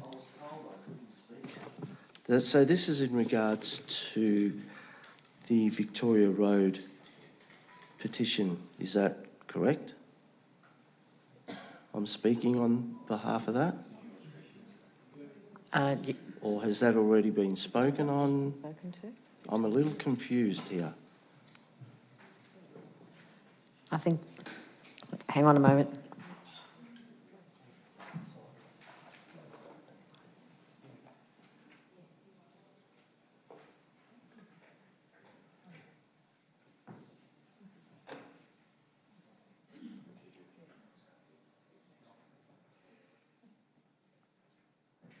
So you can talk to the Your Street, Your Say, but not necessarily to the petition. Is that correct? Yeah. No, so not specific to the petition, but just to the Your Street, Your Say item 9.2. Yeah, I'm here for the petition, to speak on the petition. Your Street, Your Say. Okay, so we've already had that one. Is that correct? Sorry, Mayor, just to clarify, I think Peter might be wanting, the petition is about Victoria Road. Yeah.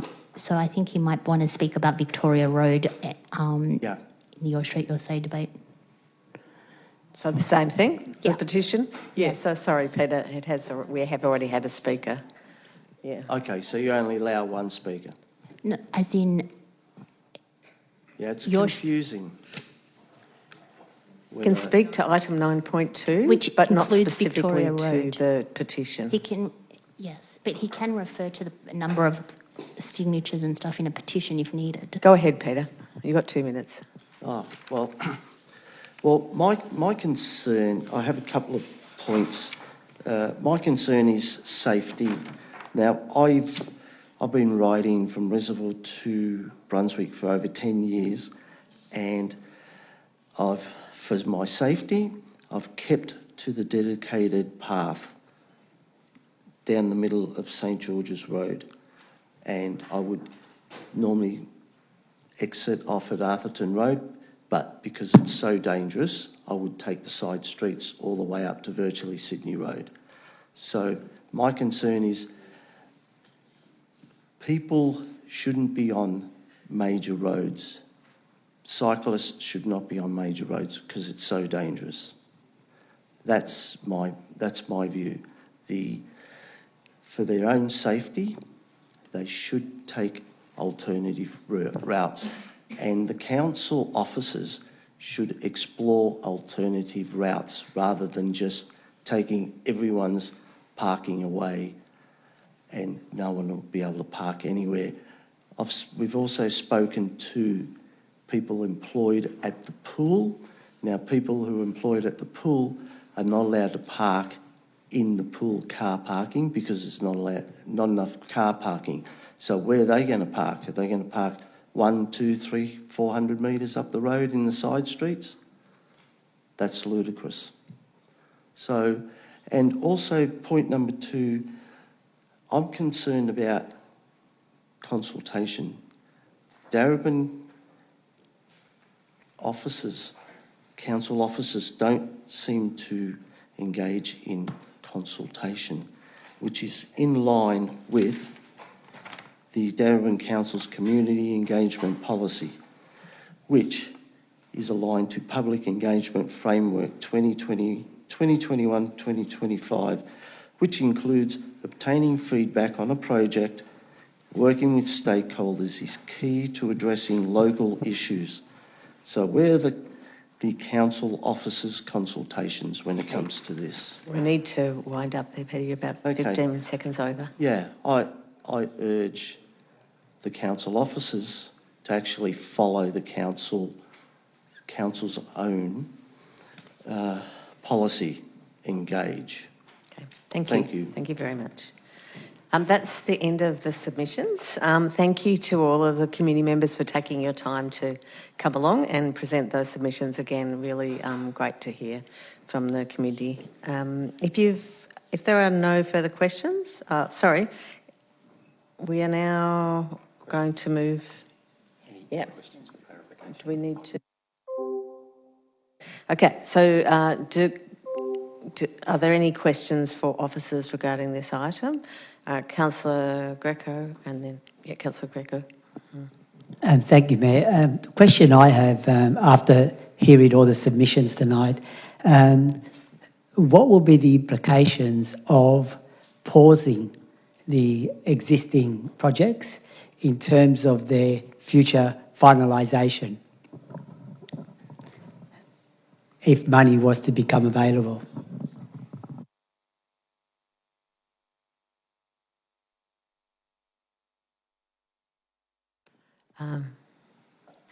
Go ahead, Alan.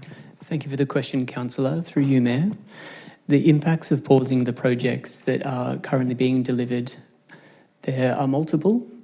There are road safety implications, putting risks to our community that are using those routes, currently exposed to risks. There are potential future contract increased costs for terminating contracts partway through. And the implication for council for changing its mind partway along may have reputational image damage as well. Okay, Councillor Jelly. Thank you. I have about 3 questions, if that's okay. First of all, would a bike path on the railway reserve on the south side of South Crescent potentially require removal of trees and shrubs? And would that affect local biodiversity? And would such a bike path be able to support the volume of pedestrian traffic and bike traffic that's actually been observed in the area? Shall I continue to ask all of my questions and then we'll take them one at a time? If we can just get answers to those, Sure, might just check if anyone else has got any questions and come back to you. So, yeah. Thank you for the question, Councillor Jelly. Through you, Mayor. There is a sealed pedestrian footpath between Mason Street and Plant Street existing. It takes up the available width between the trees and the rail reservation. It is not possible to expand that path without extending into VicTrack land, and the width of a cycle-only facility, which would be suitable for a strategic cycling corridor, could not be accommodated. To the east of Mason Street, there is a muddy path, which is very well used by people walking their dogs and going to destinations in the local area. For a off-road cycle-only path, it would require the removal of some trees, and the width of that would also encroach into rail land, which would be extra complicating. Thank you. Councillor Salkos. Thanks, Mayor. Through you, I just have one question to officers. When the projects were reprioritised in June 2024 from the previous motion on the 8th of January, can you confirm that the June 2024 report gave no weighing to the community feedback whilst using the capital works prioritisation tool?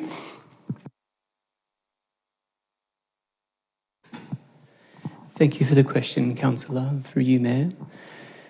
At the June 2024 meeting, the officer recommendation was informed by extensive community consultation, where the draft concept plans that were presented to the community to seek feedback on were considered, and technical analysis and preferences from the community were deeply considered, and where required, some projects were amended to either fit the road conditions that the local community was able to tell us about, and those recommendations were made to Council for consideration. Point of clarity, so the community consultation was not taken as a weighing percentage in the prioritisation of the projects. Thank you for the question, Councillor Sarkos. Through you, Mayor. In the development of the locations that require the most amount of treatment, dating right back to the first round of community consultation. The multi-criteria analysis tool supported by community feedback, which helped prioritise the locations. So the locations for investigation were informed by community. The design solutions that were drafted and endorsed by council to take to the community for feedback were informed by technical analysis and the information that we got from community at that time. Once the second round of consultation feedback was analysed, because the community feedback was already assessed through the multi-criteria analysis tool at Group 1, at Round 1, and feedback was incorporated into the design solutions that we heard from the community during Round 2, the Capital Works prioritisation tool did not include community feedback as a ranking metric. Okay, thank you. Going to go back to Councillor Jelly now. Thank you, not the other Jolly. Thank you very much. Thank you. Through you, Mayor. What's the best way for us to maximise the remaining budget from Your Street, Your Say, and also incorporating the facts of the papers tonight mentioned that there is possibility of grant funding upcoming? And I'm a bit confused. Is it possible for council to delegate the authority for deciding which programs are funded by which funding stream to officers? Like, can we give direction in terms of which projects and then leave it for the expert to decide sort of, which funding stream that comes from? For your question, Councillor Jelly, and through you, Mayor. Firstly, if I may, Councillor Salkos, with your prior question, I'd like to also share that the capital works projects that council proceeded with were also consulted as a part of the budget process as well. So I wanted to share that with you. Councillor Jelly, thank you for your question. I would recommend that councillors would make the decision around what projects might be funded out of what program, and officers will provide support, and officers are recommending that we bring a report to you in February to share upcoming grant opportunities and to resolve what projects council would consider to put forward for those upcoming opportunities. Thank you. I'm going to move on now. Councillor Dimitriadis, yeah. Mayor, I have an alternate motion. Thank you.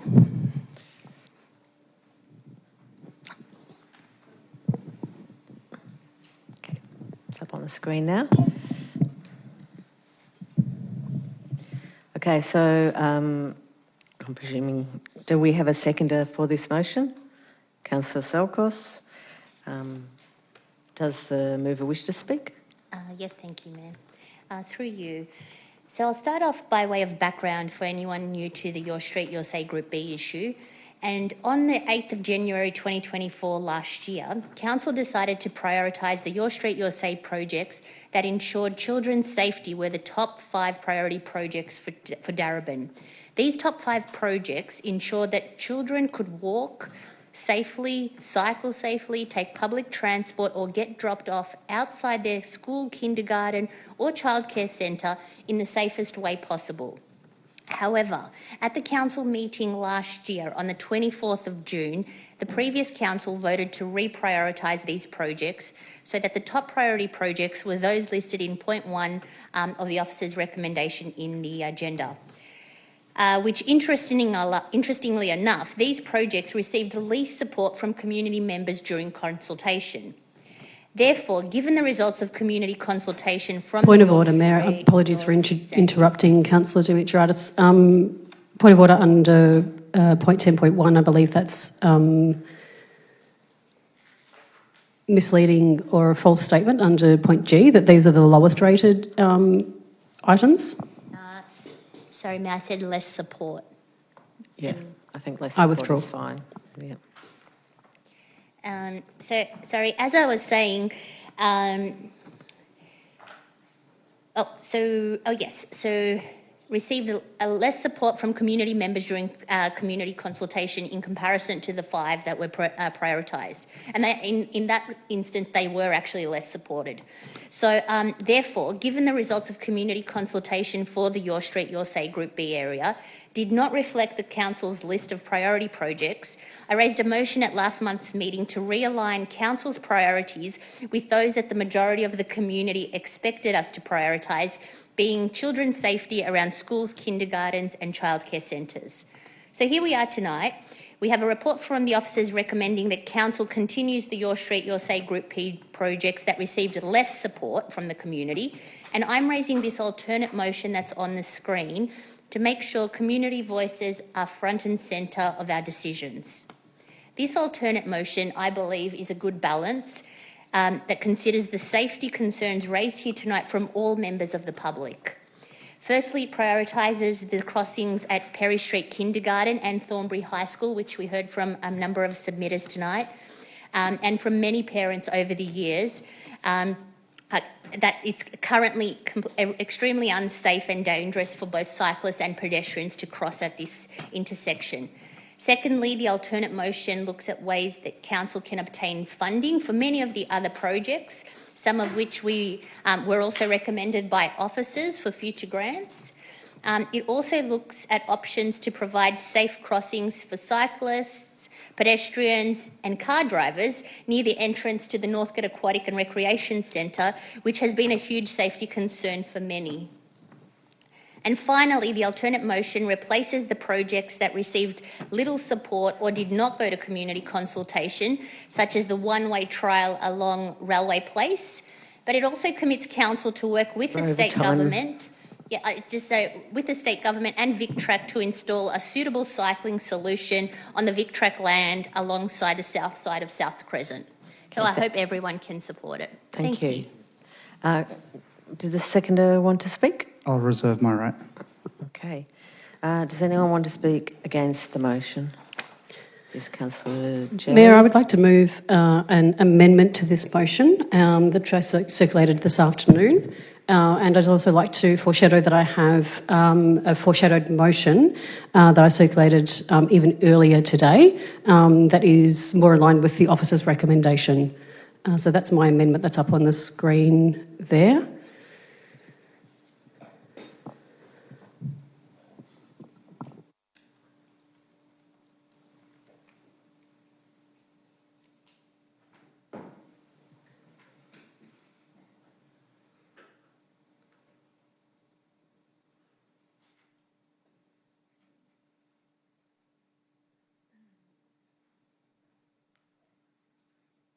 So I think there are chunks of this that would be considered in opposition to the first motion, in which case this becomes an alternate motion.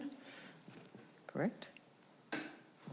If you deem it to be in conflict with the... Sorry, Mayor. If you deem it to be in conflict with the motion that's been put and has been moved and seconded, then it becomes an alternate and it only becomes into play if this one is lost. An amendment needs to add or subtract a little bit to the motion, not to the officer recommendation that's in the papers. So this does add to the motion itself, and it does, I believe, retain the core of the intent of the original motion that's on foot here, and make some changes further down. I believe, perhaps I misinterpreted the governance advice I received this afternoon about this amendment.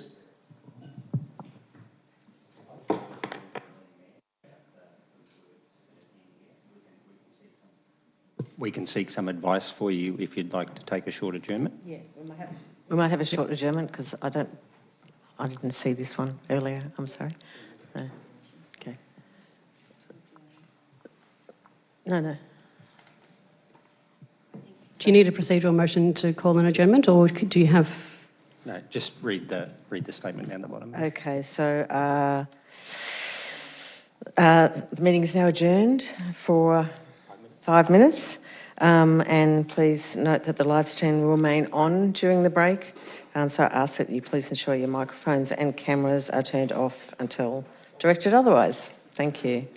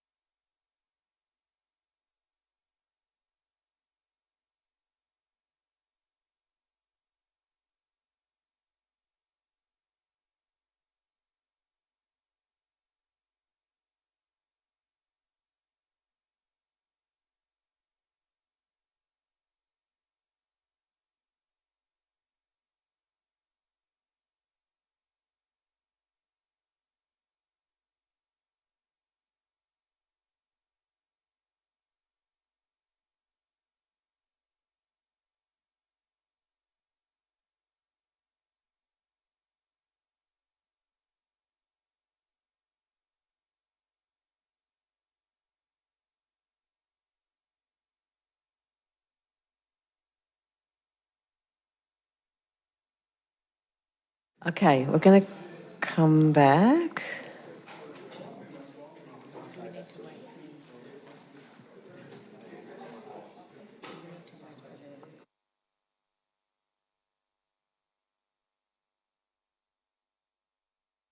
Can we have the second amendment motion up on the screen, please? From Councillor Jelly, yeah.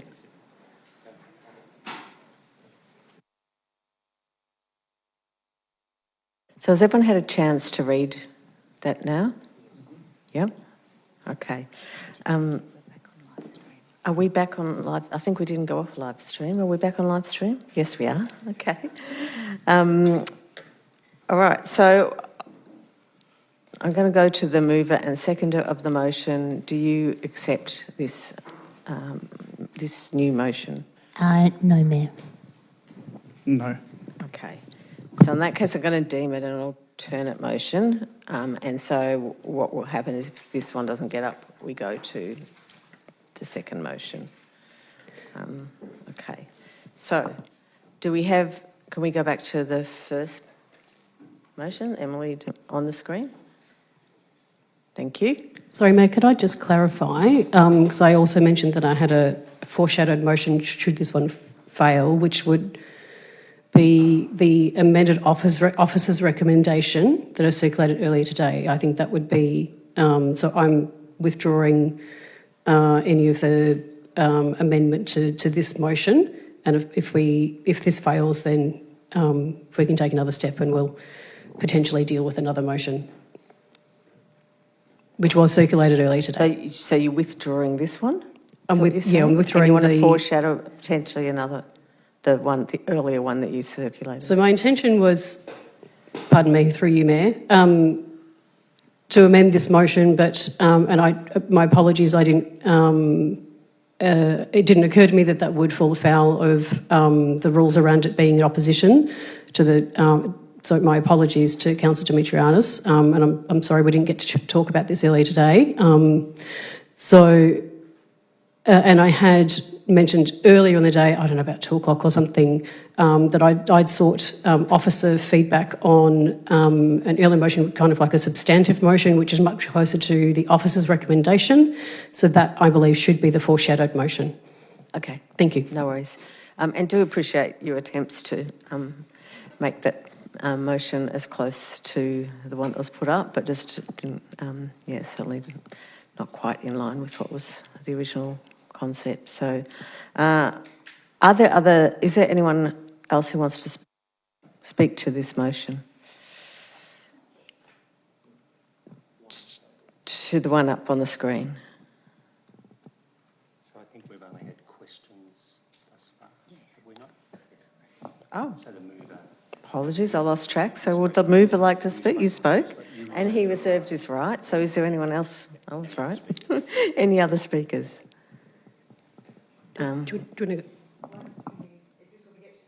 Yes, you can speak against.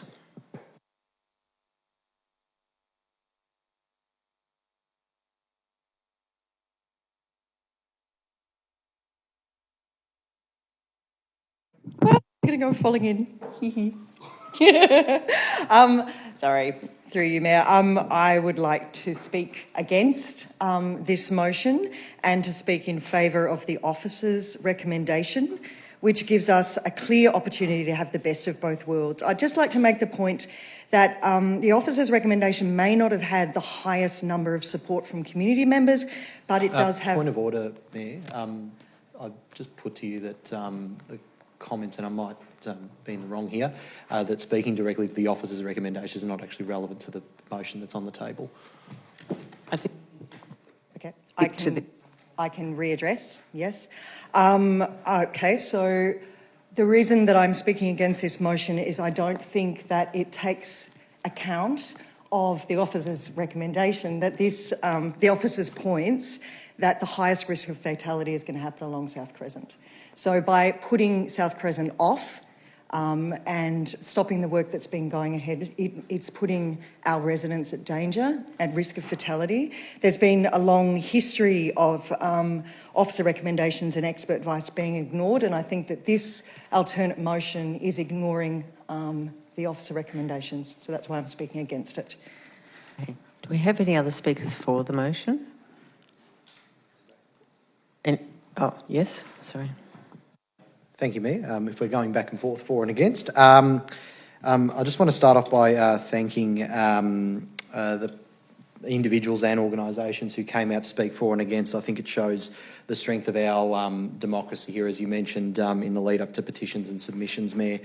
I just want to quickly go back to the decision in June 2024 has been canvassed many times, and the advice that we just received that paints your street, your say, with a bit of an irony that the advice that the decision in June 2024 was based on had no waiting for community consultation, and I think that's very ironic given the title of the survey that's run by council.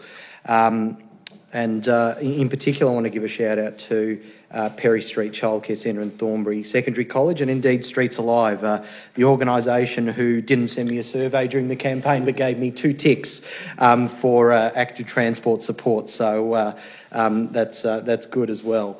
I just want to also point out in clause 2, it doesn't completely knock off a lot of the projects that are being reprioritised. In particular, the safe crossing for cyclists and pedestrians outside NARC, which has been raised by a number of organisations and individuals for and against the motion. So I think that's a good balance that has been struck in this alternate motion.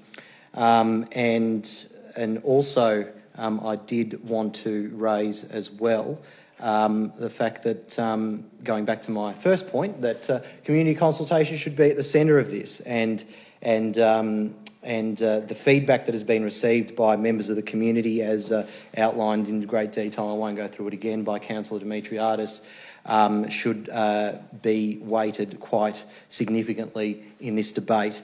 And I've just received advice as well that a lot of the trees along the south side, or the north side rather, of that train corridor is actually desert ash and a major weed species. So hopefully that's taken into account when this motion is hopefully carried, and I commend the motion to the House. Thank you. I believe Councillor Jelly, you had something you wanted to say in opposition? No? You had your hand up earlier. I believe I'm not the only... Councillor O'Brien. Yeah, so I'm just alternating from... Yeah, thank you. Thank you for the opportunity. Councillors, there is absolutely no good reason to... If you could scroll down, we could see the rest of the motion here, and I would contend that there is no good reason to cancel the South Crescent modal filter. Not a single community member is asking us to cancel the modal filter for South Crescent. This project is already underway, and we can actually deliver it this financial year. And that is what is contained in my foreshadowed motion, should we get the chance to deliberate on that. I also note that we have significant support for safer crossings at Perry Street and near Thornbury High School, and noting that there were 62 people in the round two surveys who supported the Perry Street crossing, and also 22 people who supported the Thornbury High School crossing. But in addition to that, we had more than 50 people in that same consultation who did support the modal filter at South Crescent, and we've had over 200 people sign the petition. We heard that from Carl Sherricker earlier today about that. There is no justification to ignore the extreme risk that that South Crescent poses for people who are riding and cycling, particularly not in an environment where we have overwhelming community support and we actually have the option to fund all of these projects. There is no need to cancel any of them. It appears that this motion is not really about supporting our community or listening to their concerns or addressing the most pressing safety measures on our streets. It doesn't represent good value for money. In fact, it's a waste of money. We will be flushing money down the toilet if we don't proceed with projects that are already contracted at the moment. We have an obligation as the Municipal Road Authority to make our roads safer.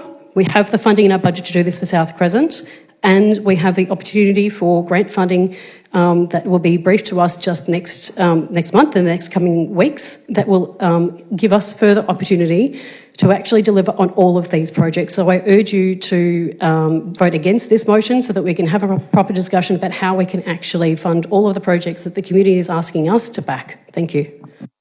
Okay, I'm going to start to wind this up. If there's anyone else for, and then we've got one more person against. Anyone else want to speak for? Okay, Julie, sorry, Councillor O'Brien, against. Thank you, Mayor.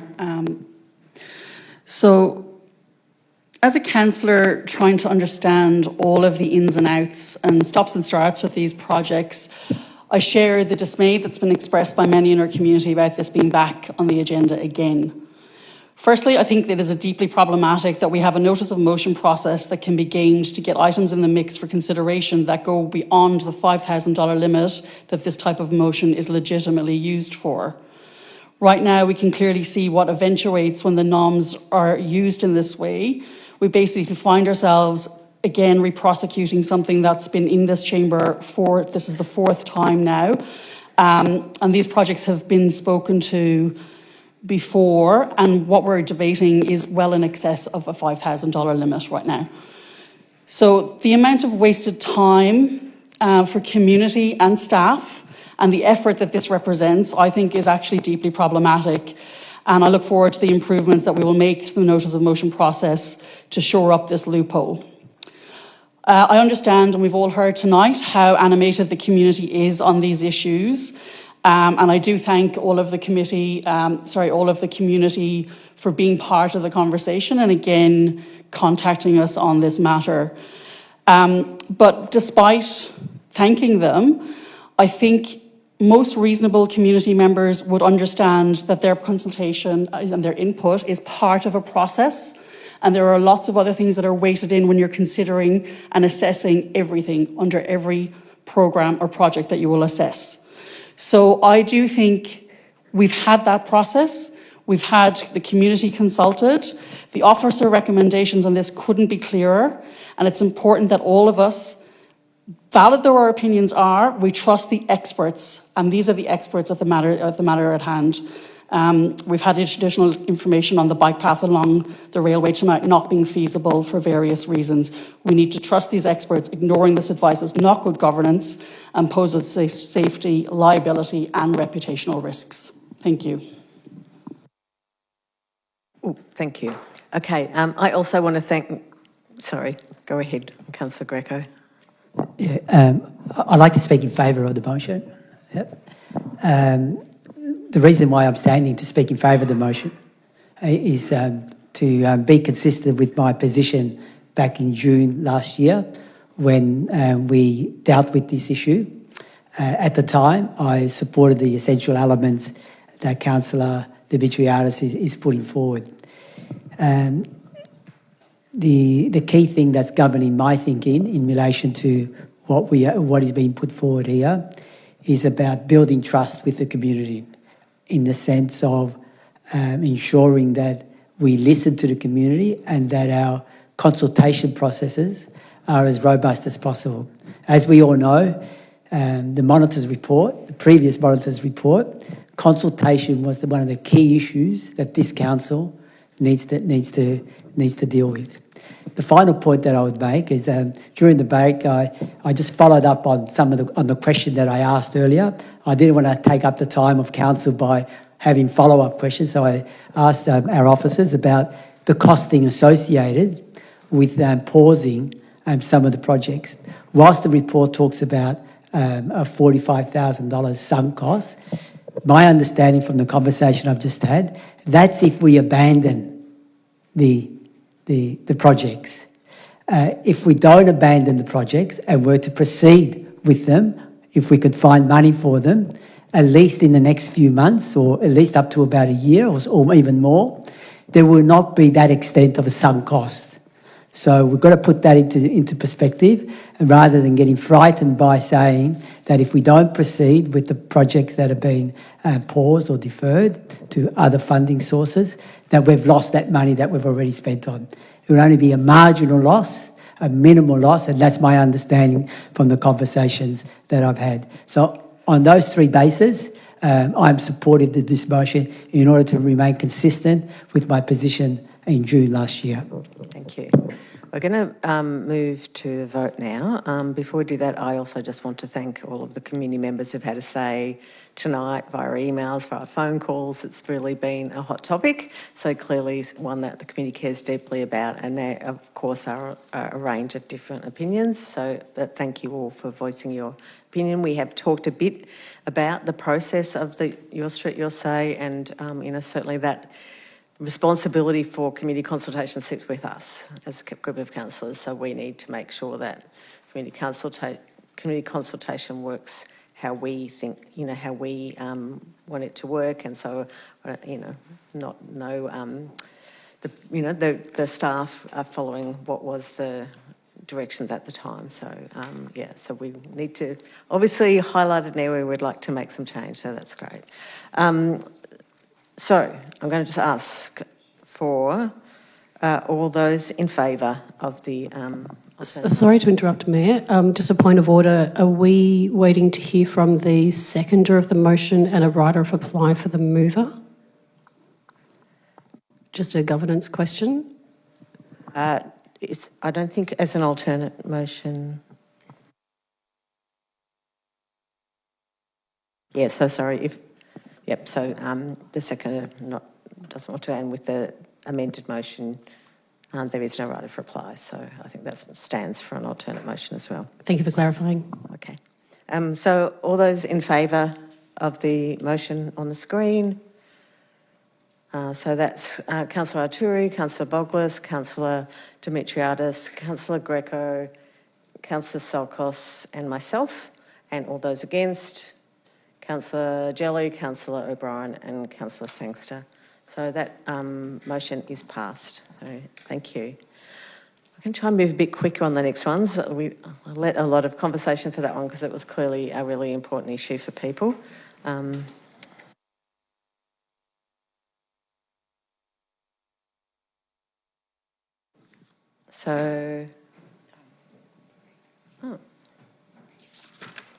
missed one, sorry.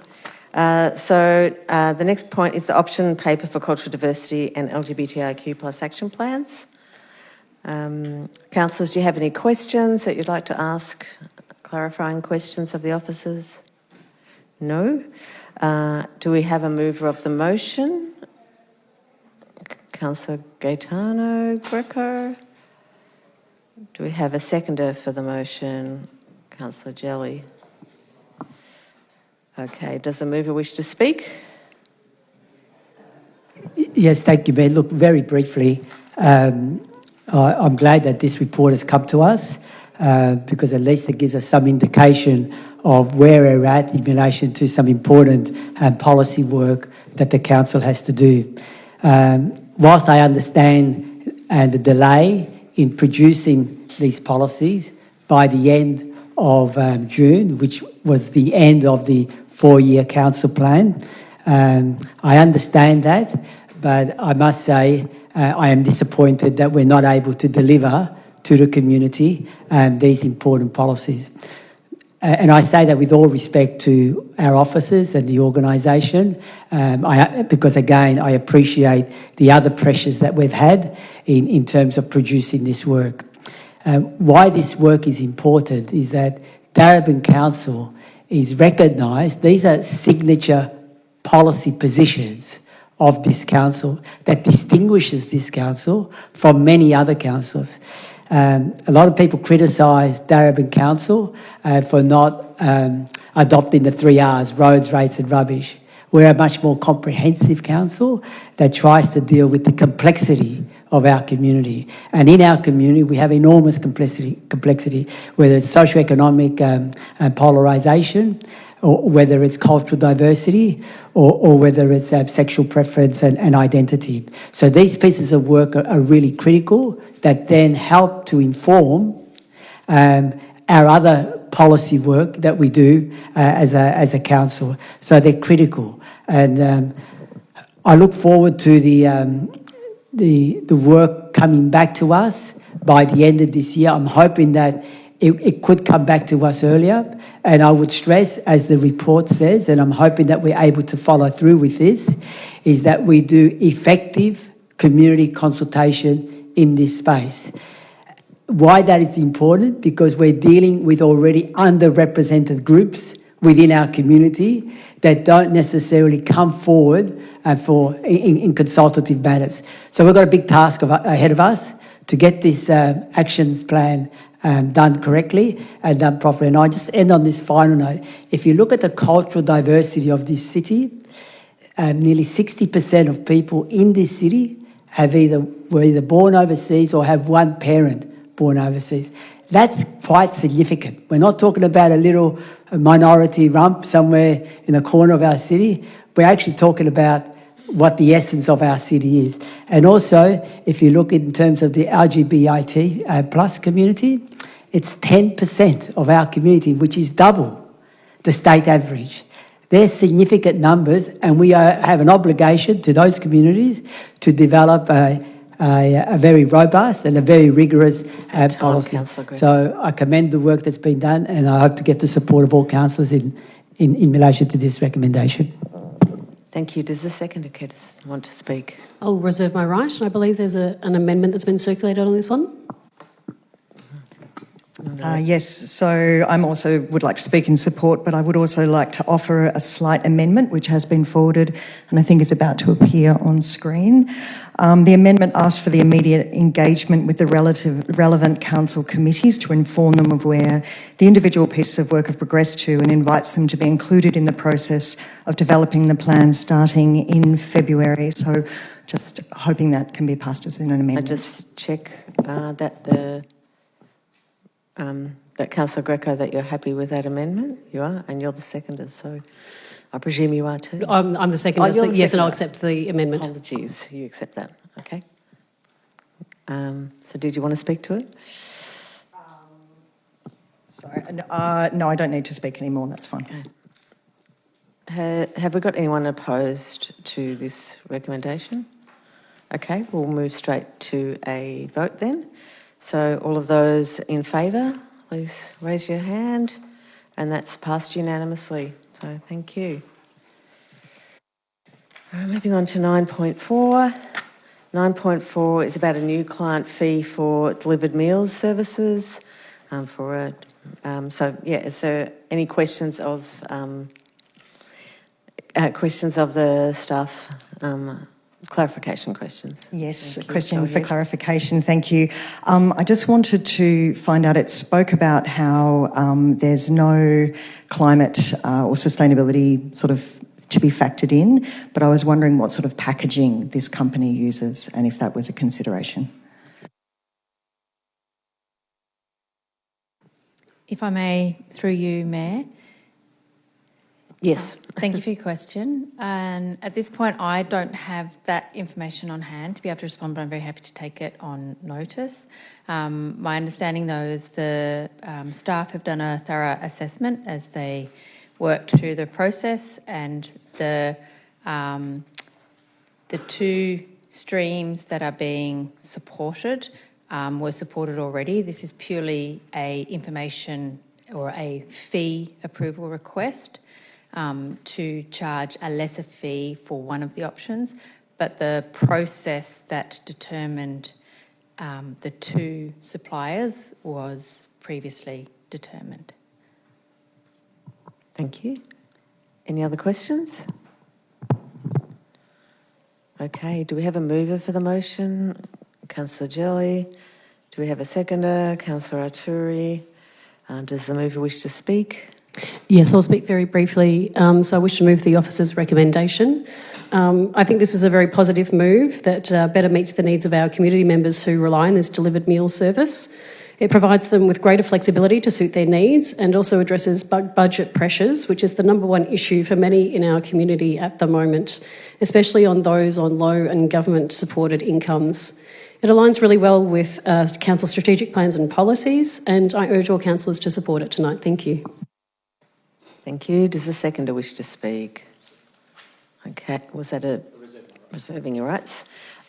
Is there anyone opposed to this motion? Okay, so we'll move straight to the vote.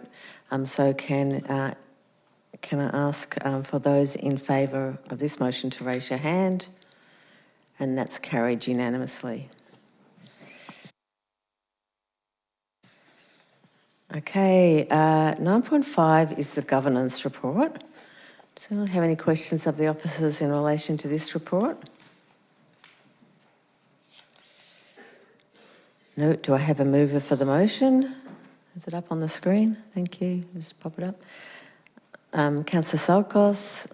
Do we have a seconder? Councillor O'Brien. Does the mover wish to speak to the motion? In the interest of time, no thank you. Okay, does the seconder wish to speak to the motion? Also in the interest of time, I'll hold speaking, but thank you for the staff for putting it together for us. Thank you. Anyone want to speak in opposition to the motion? Okay, so we'll move along to the vote. All those in favour, please raise your hand. That's carried unanimously. Thank you.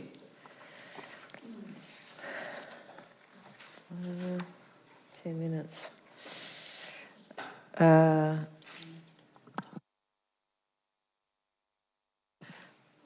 think we might need to extend the meeting if we will need a procedural motion for that, Councillor Jelly. Hi, Mayor. I'm happy to move a procedural motion for an extension of time of 30 minutes for the meeting. Thank you. Do we have a seconder? Thank you. All in favour? Thank you. Was that you two? Yeah, thank you. All right, so we're now up to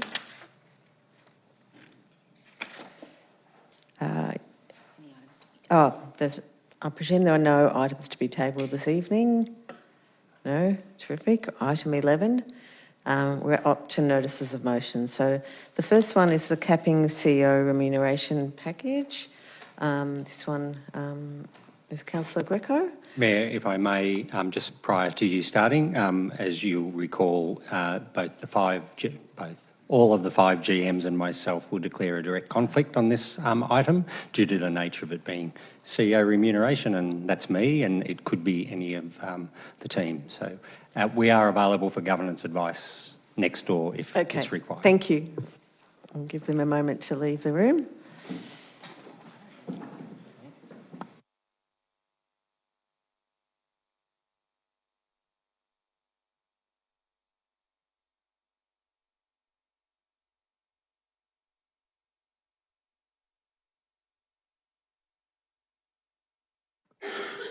Go on. Okay.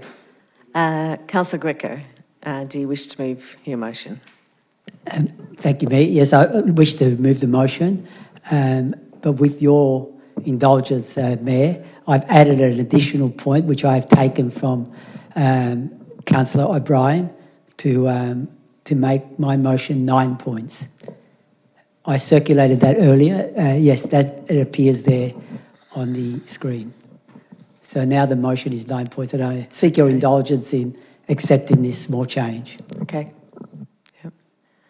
Okay, so do we have a seconder for the motion? We do. Councillor Sangster? Yep. I'll second the motion for the purposes of hearing the debate, but I reserve my opportunity to speak. Okay. Did you want to speak to the item? Mayor, look, thank you, and I thank the councillor for seconding the motion.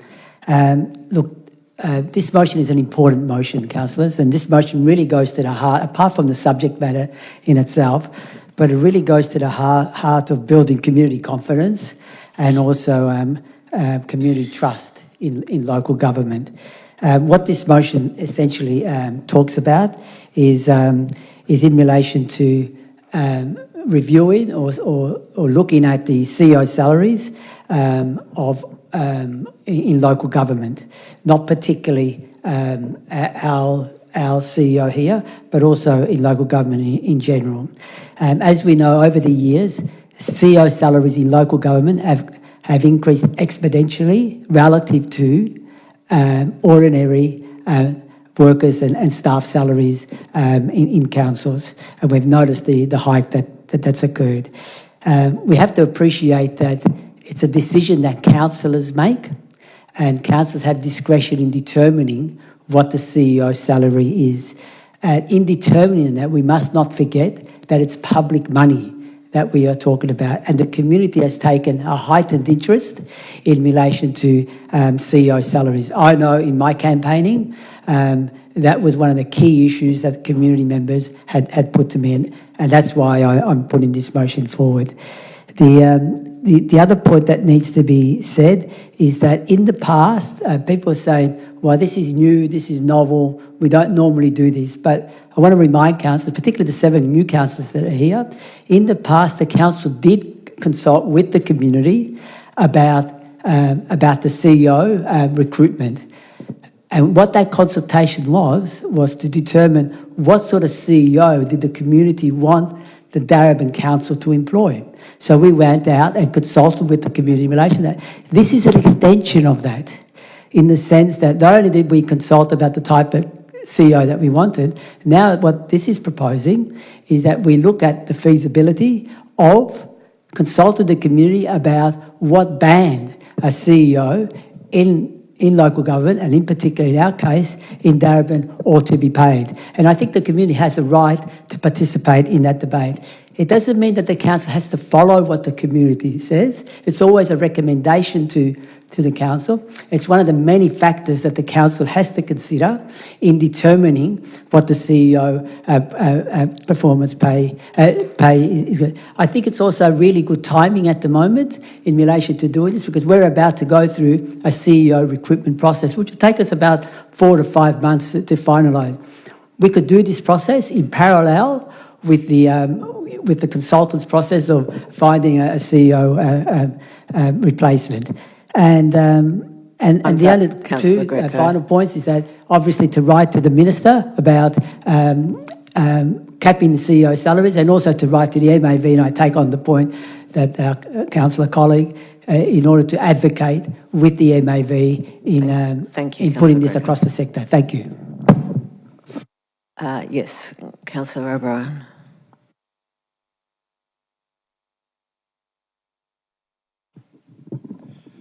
Thank you, Mayor. So I think the notice of motion put forward by Councillor Greco has a point of merit in terms of independent oversight of CEO salaries, but it also covers matters related to community consultation that seek to do things that are already covered in existing processes. Although we rightly consult with our community on many things, doing so as part of setting a salary range for the CEO role isn't part of the process already underway in line with the current charter and policy. And so I'm concerned about this putting our current process and timeline for recruiting a CEO in jeopardy. Given we've had an interim CEO for a number of months now, a state of affairs that is destabilising for the organisation and by extension our community, I don't think that we can do this in parallel and afford to open ourselves up to the risk given the very tight timeline that we have to work with. So at this point, Mayor, I would, should the opportunity arise, I'm foreshadowing putting my alternate motion that I shared earlier. Thank you. Thank you. So that motion can be looked at depending on the results of this one. So if this one doesn't get up, we can look at that alternate motion. So does anyone else want to speak for or against the motion? Councillor Arturi. Brief comments, Mayor. As Councillor O'Brien said, parts of this motion does indeed have merit. And I would agree with Councillor Greco that the CEO salary and the increases of CEO salary might not be in line with community expectations. there are a few issues that I see with this motion. In particular, I think Councillor O'Brien canvassed them pretty well, and in particular, the advice that we've received that on top of the already 4 to 5 months process, it's going to take an extra 4 to 5 months to go through this process, and without sort of foreshadowing the results of what might come of community consultation, I think we'd all have a bit of a ballpark figure of what the community may say in relation to that. Having said that, it is a really important thing to consider in the future, perhaps, consulting the community, that is, but given the current urgency of this function of council, that is to recruit and appoint a CEO, it is something that I don't think is in keeping with that urgent function. I think it's something that all councillors should think very carefully about when we are voting on this motion. Having said that, there are parts of it that I would be inclined to agree with, but that's a matter for this council. Okay, thank you.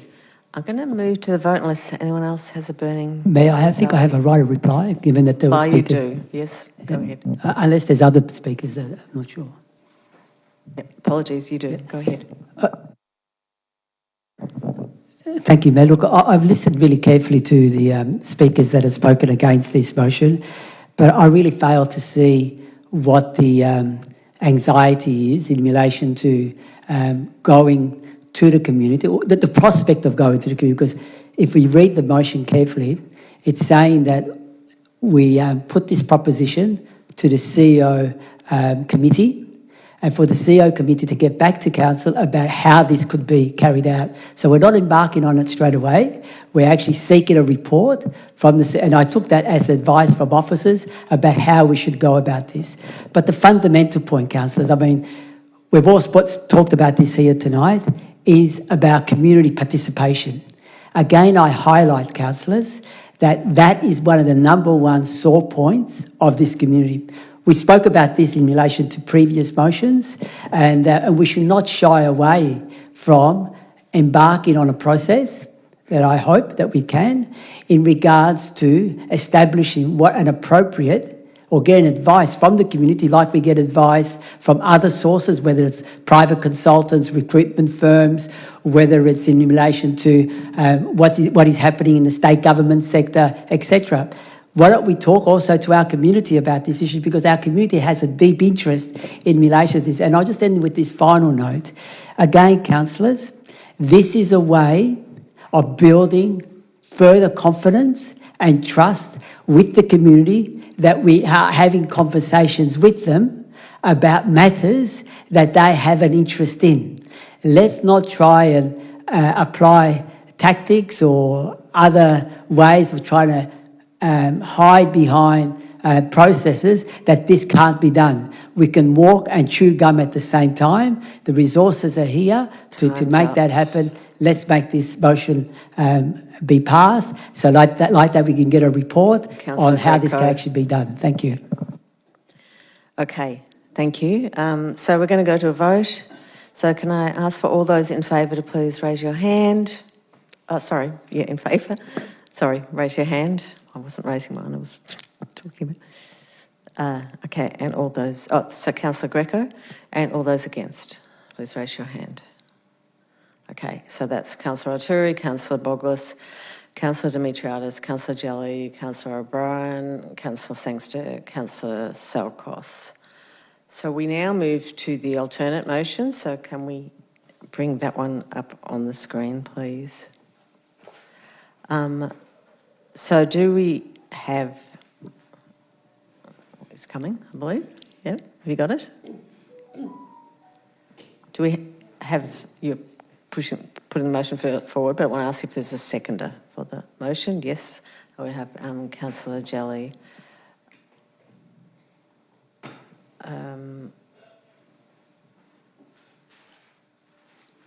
Okay, so does the mover wish to speak? Yes, Mayor. Go ahead. Thank you. So as councillors are aware, I circulated an amendment over the weekend, and I thank those that provided feedback over that time. Based on further feedback from Councillor Greco received late this afternoon, I've updated my approach to change to presenting an alternate motion, as shared with everybody again prior to the meeting. So, as I mentioned, I think the notice of motion put forward by Councillor Greco has a point of merit in terms of the independent oversight, but I'm concerned about the NOM as a whole putting the current process and timeline for recruiting a CEO in jeopardy, and I just don't think we can afford to open ourselves up to that risk right now. No offence to our interim CEO, who is very ably leading the organisation, but it is so important that we secure a high calibre permanent CEO for Darebin as soon as possible, so they can work with the new councillors and steer the organisation to deliver the significant body of work that we had ahead of us and serve to improve our community in the time ahead. The position put forward by Councillor Greco indicates that Council have full discretion in determining terms and conditions of the CEO employment contracts and total remuneration packages, but this isn't the case.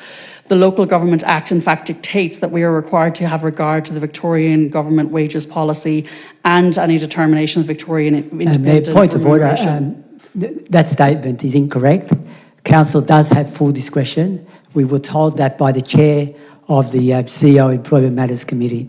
So I think that statement needs to be withdrawn in relation to not having discretion. Full discretion for what? Determining, we have to take into account other things to determine the remuneration packages, so I don't believe that gives us full discretion because we have to work in line with other things that are in the Act. I think that's correct. Your point is correct. Yeah. Thank you. So that the tribunal's guidelines are governed by a set of guiding principles, which include that remuneration should be fair and reasonable, and also it should be set at a competitive level to attract and retain talent and people. The rationale for the NOM also indicates there's been an increase of 80 to 90,000 in 8 years, which I agree at first glance does sound like a lot, and the amount overall is a lot of money. There's no denying that. But if you run the figures through the RBA inflation calculator, the increase is actually in the expected ballpark with an average annual inflation rate of 3%. We heard earlier so we didn't debate that bit earlier, but we have processes. We were going to talk to the CEO Employment Matters Committee, and we have processes in place under that. These are best practice processes. We have a charter, we have a policy, we have a committee, and we have an expert chair on that committee. And I think that has set us up really well, and we should be proud of that. The officers have advised that undertaking an additional step to consult directly with the community at this point would result in a 3 to 4 month delay and an additional unbudgeted cost of up to $15,000 to progress the recruitment process from June rather than February. And I just don't see how they can work in parallel because we are going to be diverting staff time and effort. So as I've said, we do go to the community on lots of things, but we need to follow the processes that we have in place at this stage. And we can still advocate to the Minister to have the relevant associations support the important work of looking at the independent oversight of CEO salaries. And I definitely think we should be seeking to do that. Okay. I need to... All right, yeah, I'll stop there. Thank you. Thank you. Okay. I've forgotten who the second was now. Thank you. Councillor Jelly, do you want to speak to the motion? Yes, I will briefly. Thank you, Mayor. I thank Councillor O'Brien for bringing these suggestions to us for consideration, and in doing so, I note that the state government's wages policy has barely kept up with inflation in recent years, and I say that as an Assistant Secretary who represents members who work in the public sector here in Victoria. CEOs hold a high degree of responsibility for delivering on the annual council plan and must give due regard to the complex regulatory environment that councils operate in. That stretches from everything, to everything in the Local Government Act to the Roads Management Act, Human Rights legislation, the Health and Safety Act, the Privacy Act, and all the regulations under employment law, just to name a few. We must give due consideration to the urgency with which we need to progress our urgent matter on CEO recruitment, on that process at the moment, given that we have an interim CEO with an expiry date on his contract coming up in not too short a time. So I welcome the opportunity for us to debate the guiding principles around setting CEO salaries, and I believe that this is a concern that all Victorian councils hold. In this context, given that the Independent Remuneration Tribunal sets the salaries of other government sector executives, we should be seeking to ensure local council CEO salaries are set by an independent tribunal that is consistent with the tiered ranking of different councils across Victoria. Thank you. Thank you. Okay. Have we got any other councillors? Does anyone want to speak against this motion? Councillor Greco. Thank you, Mayor. I'll be speaking against certain elements of this motion. Whilst a lot of my points in my previous motion that failed here, disappointingly, I must say, there are many points have been resuscitated in this motion. What this motion does not do, councillors, it removes the key stakeholder, one of the key stakeholders, which is our community.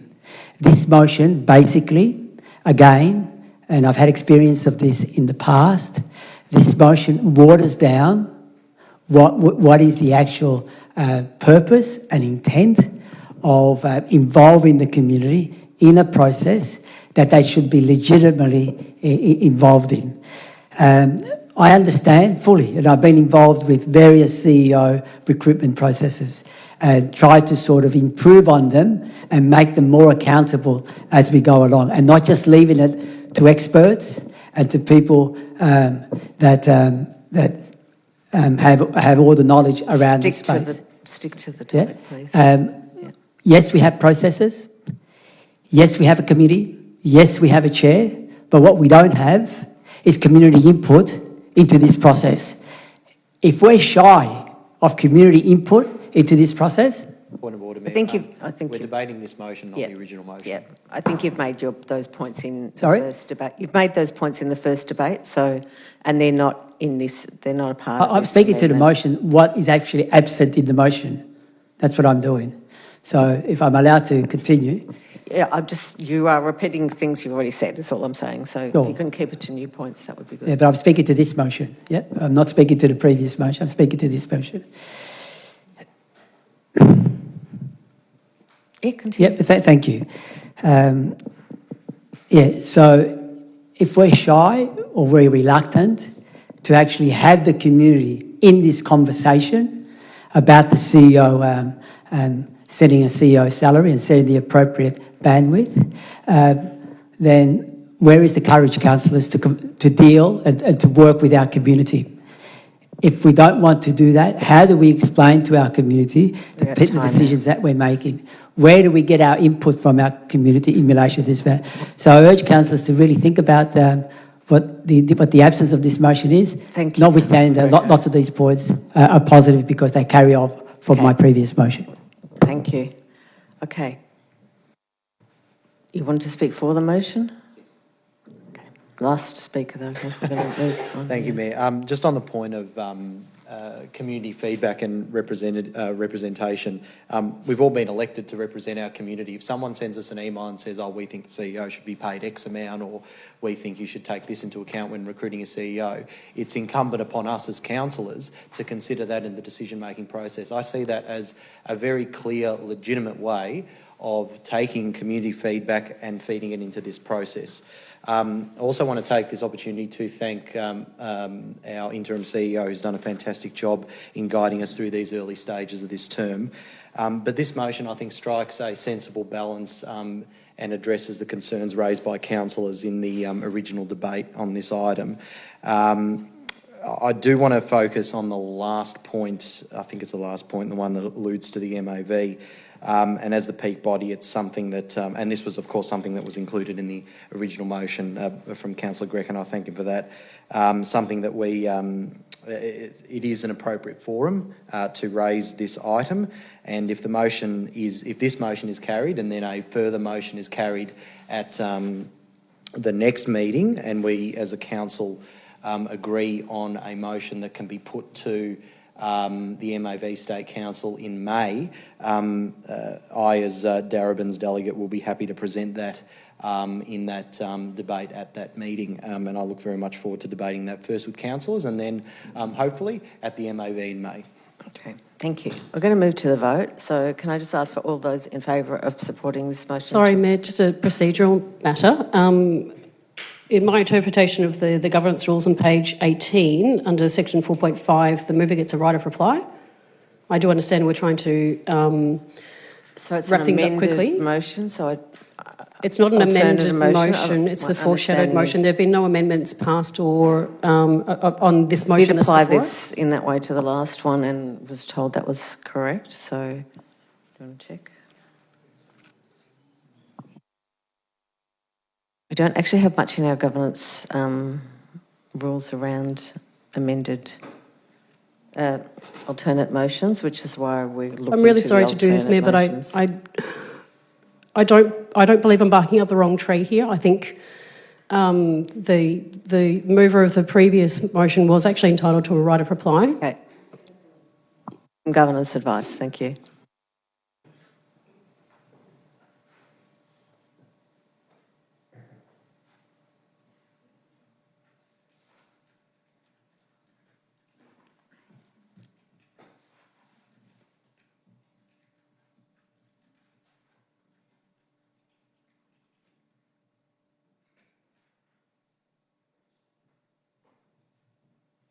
You want a right of reply? Does Councillor O'Brien want a right of reply? Because if not, we can just hold this for the next meeting.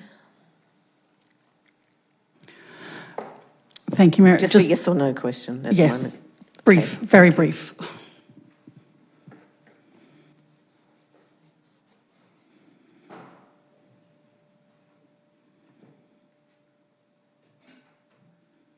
I'm going to say yes if you're going to keep it brief, and we will try and iron out this for the next meeting.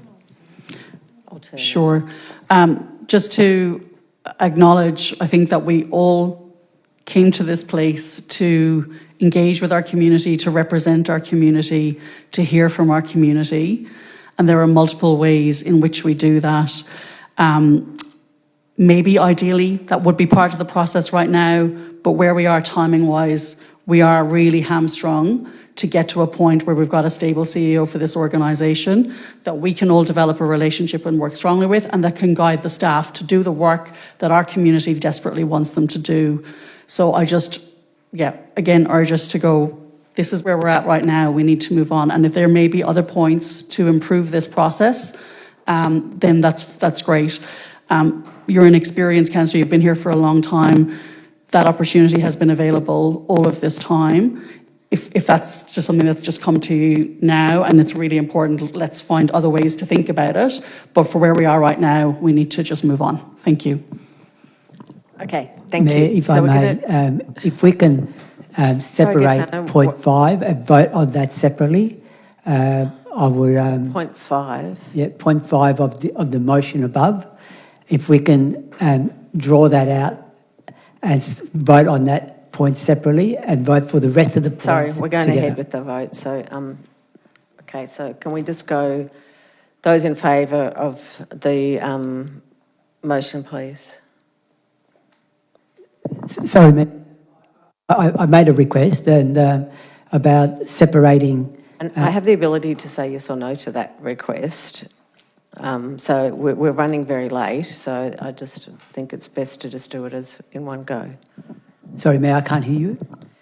My judgment is that we're running very late and it makes sense to just do it in one go. It's your call, Mayor. Yeah, thank you. So with those in favour, I'll call again. Hands up. Okay, so that's carried unanimously. Thank you very much.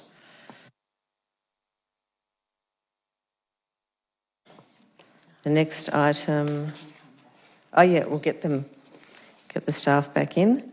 The next item is the Alphington Community Battery. I'll just wait for the staff to return.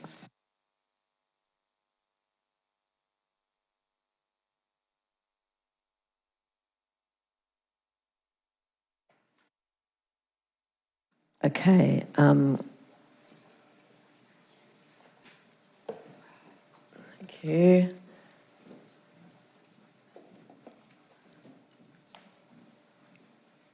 Great. Okay. So, Councillor Demetriadis, do you want to move this motion? Yes, thank you, Mayor. When it gets on the board.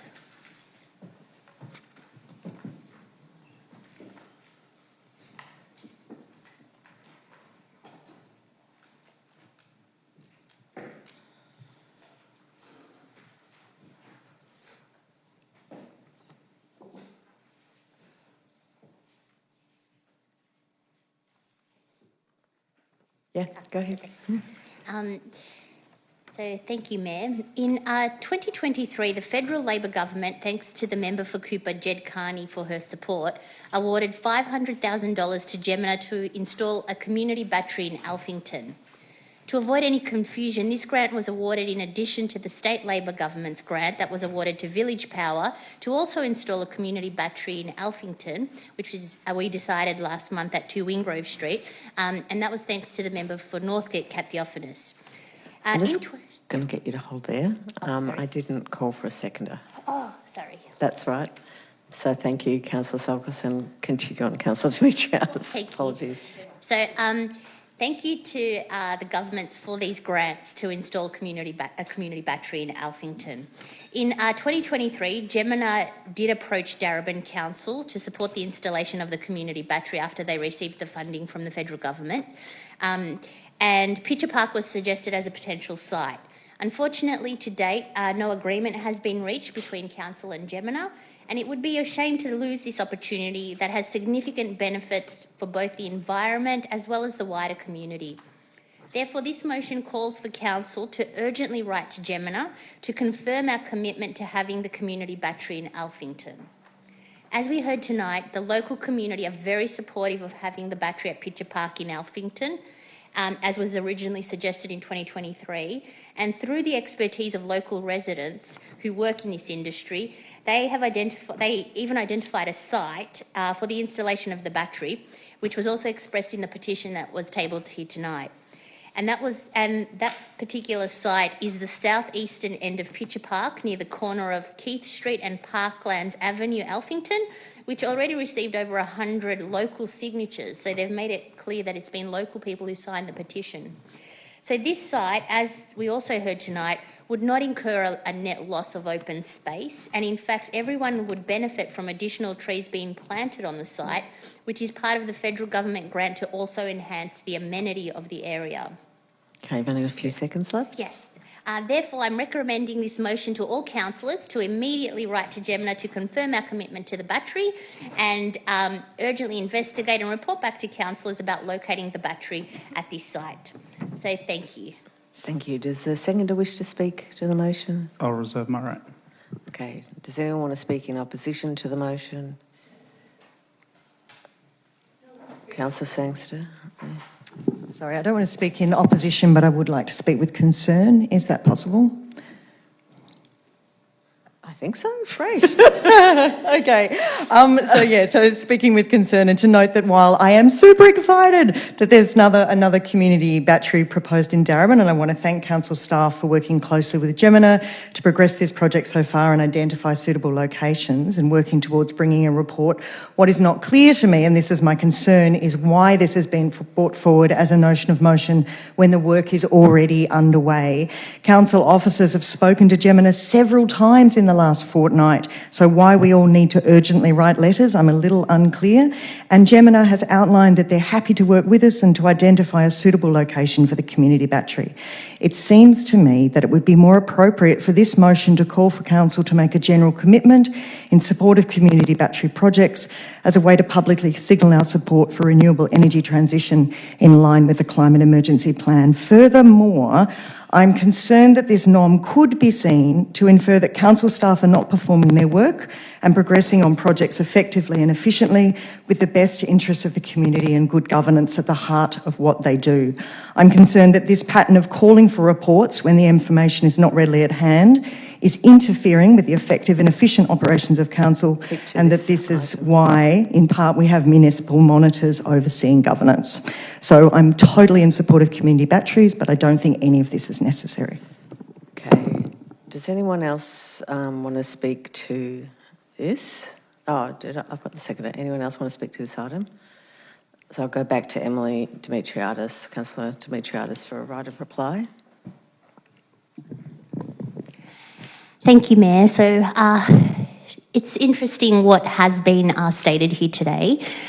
This project was brought to well, interesting enough, I don't even know when it was bought until I asked the question, because we weren't informed about, councillors weren't informed last term about this particular grant. So from research, it was in 2023 that the federal government awarded this money, and Jemina approached Darebin Council. The only time I found out about this particular project was during campaigning. So on the campaign trail, there was a lot of people who said, look, there's a new battery that's coming in. They weren't happy with the site, so can we investigate a potential new site? That was the first time I heard about it, which was, about 3-4 months ago now. And so I raised the question with council, as you do, and that's what brings me to raising this this motion, this nom. So I'm sorry if you weren't informed or what the case was. That was certainly not my intention. I'm sure it wasn't the officers, but I think it's certainly not about the officers not performing their work. It's just to bring this to light and to make sure that we actually get the battery. This is about committing to getting the battery in Alphington. There's been a lot of talk about where the battery should go, and unfortunately, that's been the major hold up. So this is actually just committing to it. And the funny thing is, the residents want the battery at this particular site, which apparently hasn't been investigated. So hence the motion. Thank you. Okay, we're going to move to a vote now. So all those in favour of the motion, please raise your hand. Okay, so that's Councillor... That's unanimous. Thank you. Okay, we will move on. Darebin Parklands Management Committee and Darebin Parklands, Councillor Dimitriadis again. Do you want to move the motion? Just move it. Yes, thank you, Mayor. I would like to move it. Okay, and do we have a seconder? Councillor Sangster. So would you like to speak to the motion? Yes, thank you, and thank you, Councillor Sangster, for seconding this. I believe it's a really important motion. And firstly, I'd like to start off by expressing my sincere thanks to the Darebin Creek Management Committee, the Darebin Parklands Rangers, and all the volunteers for their incredible efforts in assisting the rehabilitation of the Darebin Creek Corridor and Darebin Parklands for over 40 years. The transformation from a former tip site to what we see there today has been... Councillor Dimitriadis, I'm going to have to interrupt because we're going to need another procedural motion to extend the meeting again, or we can do it one more time. So is anyone... Councillor Aturi for an extra 30 minutes, and Councillor O'Brien seconding. Thank you. Oh, all in favour? Thank you. Okay. Sorry, continue on, Councillor Dimitriadis. Apologies. Not a worry. So, yes, firstly, I wanted to thank the Darebin Creek Management Committee, all the rangers and all the volunteers for their incredible efforts. Darebin Creek Management Committee, or DCMC as we like to call it in short, is a highly valued organisation. However, over the past few years, their funding has been at risk, and that's not just by Darebin Council, but also Banyule Council. In fact, Darebin's MOU with DCMC is due to expire in 5 months' time, and Council has still not decided whether it will continue to fund DCMC. This has caused enormous stress for the organisation, the staff and the volunteers, as well as the community, because their future has become uncertain. So I'm raising this motion for a report to come back to Council that looks into a long-term MOU with DCMC to avoid this uncertainty happening every few years, as well as the possibility of increasing the small amount of funding that the Council does provide to the organisation every year. And I hope everyone can support it. Thanks. Thank you. Does the seconder wish to speak? Yes, just briefly, I'd like to speak in support of the notice of motion. I'd like to commend the motion's proposal to explore a long-term MOU. As we all know, the past 40 plus years of environmental restoration in the Darebin Parklands and Creek demonstrates that significant ecological projects require sustained vision and consistent stewardship. A long-term agreement would improve operational effectiveness, enable more strategic planning, ensure continuity of environmental management, and would leverage existing governance structures. Darebin Parklands is precious to our ecology as a whole, and her future must be protected. A long-term MOU with the current team is an integral part of that protection. Thank you. Thank you. Is there anyone who wants to speak against this motion? Okay, we're going to move to the vote. Everyone in favour, please raise your hand. That's unanimous. Thank you. Carried unanimously. We will move on to... this one's a motion that I'm putting forward, so I'm going to ask the Deputy Mayor to come and swap seats with me, take over the chair.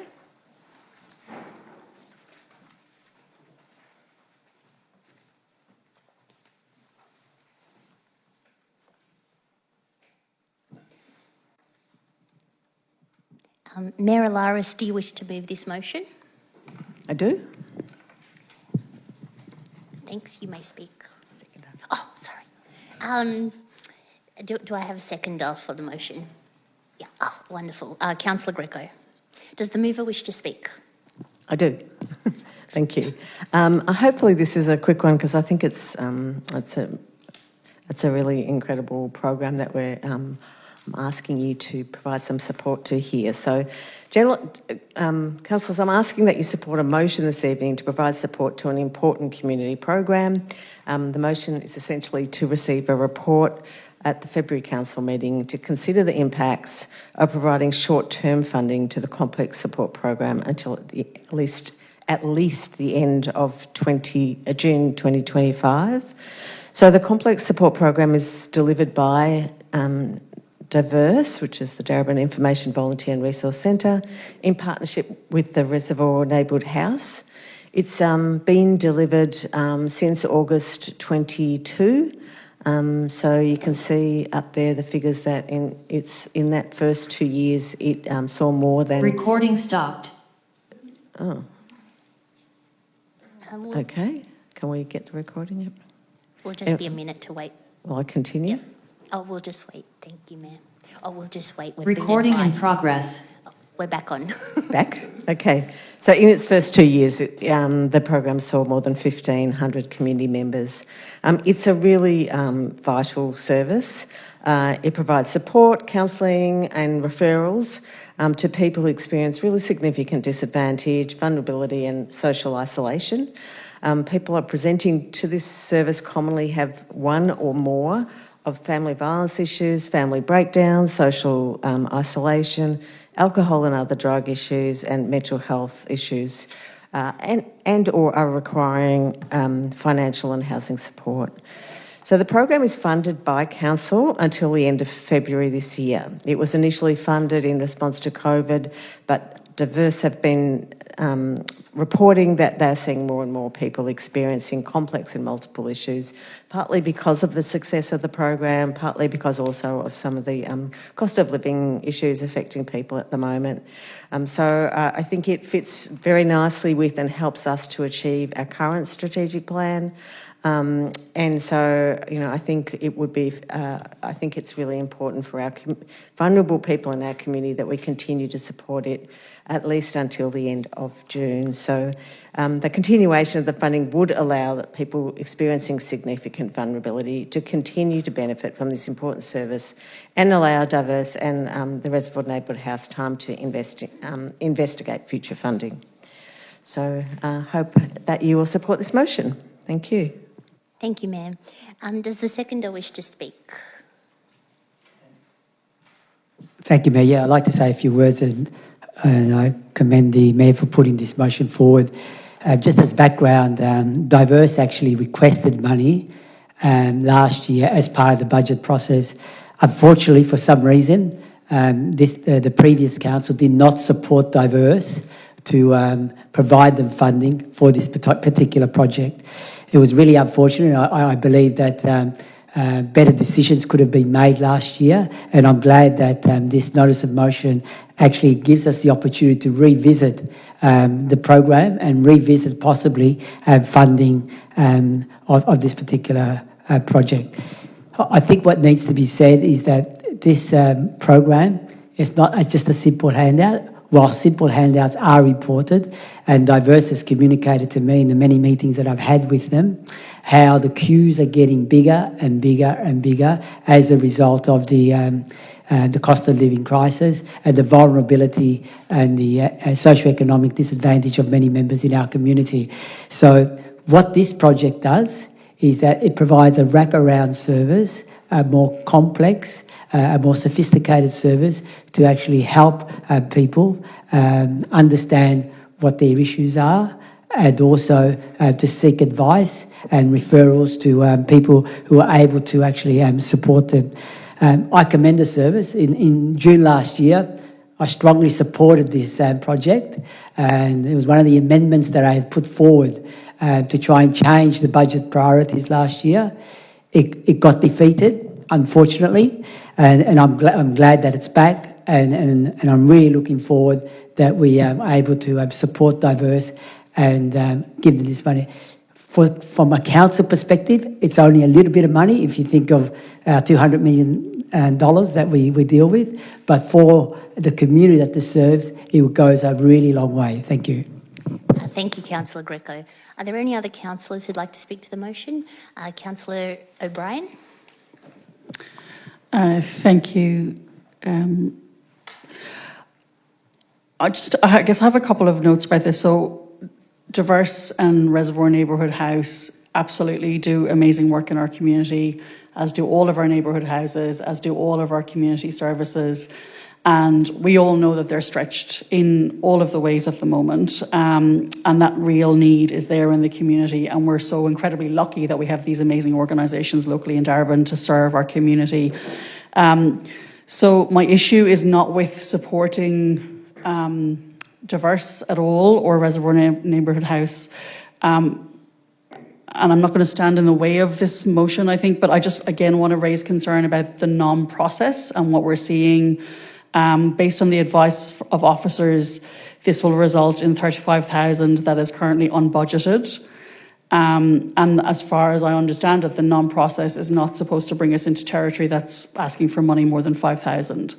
So again, I just think it shows we have some things that we need to tidy up with this process. And I hope we can do that soon, and that we can find the ways to fund these organisations properly through the new budget and have them continue to do the great work that they do. Thank you.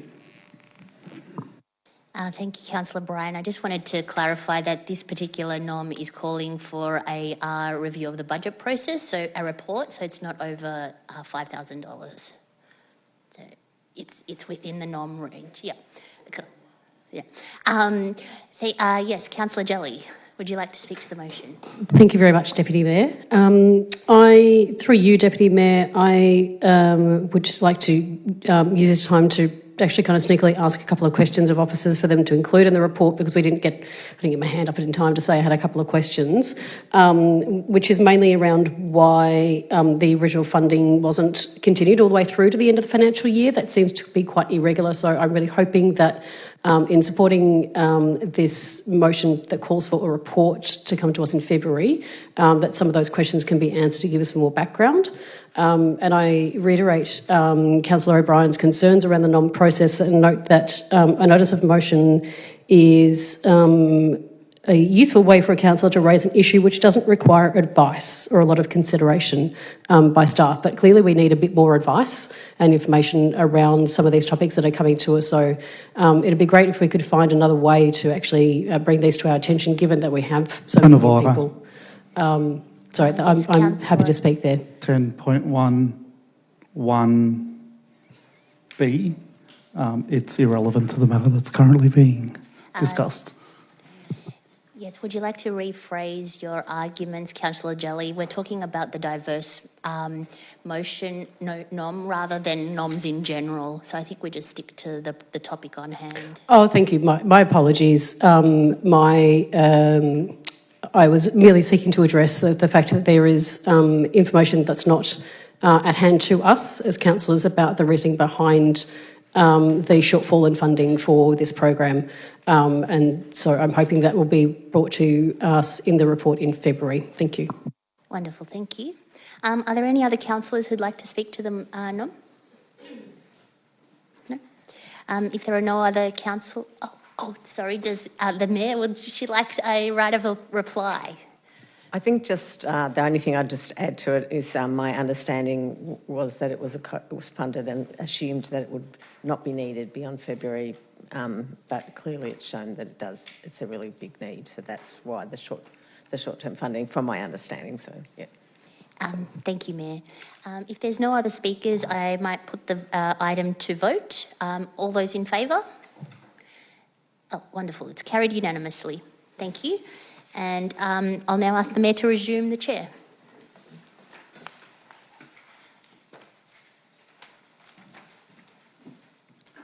I think we have just one more item.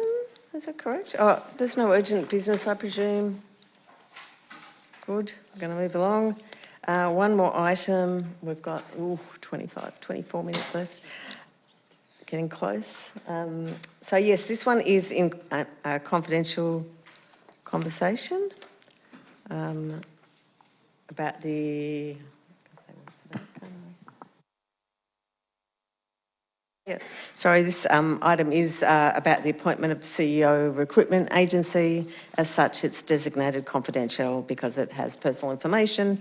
Being information, if released, would result in unreasonable disclosure of information about any person, their personal affairs, private commercial information, and information provided by a business, commercial or financial undertaking that, if released, would unreasonably expose the business, commercial or financial undertaking to disadvantage pursuant to section 3(1)(f) and G, and I think that's, what is that? 2 of the Act. Thank you. Yes, we will close the meeting to the public and Mayor, before you do close the meeting, at the beginning of the meeting, I said that I had a conflict of interest in relation to this particular item. Thank you. And my conflict of interest is as a councillor, and it's a material conflict of interest. So I will not participate in the debate, nor will I participate in the decision that deals with this confidential matter. Thank you for reminding about that. Thank you. Is there a conflict with the staff as well? No. Okay. They'll be toppling off. Okay. Thank you, Councillor Greco.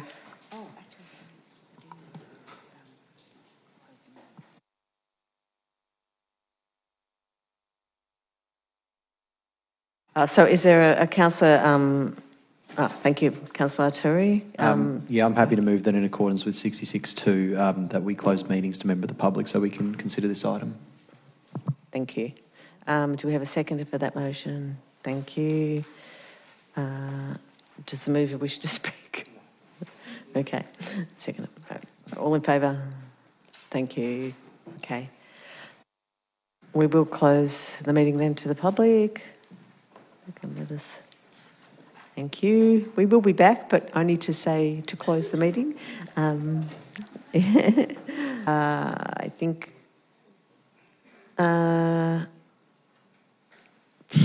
that's it, actually. So, thank you very much. I now declare the meeting closed to the members of the public at 9:39 and request officers to cease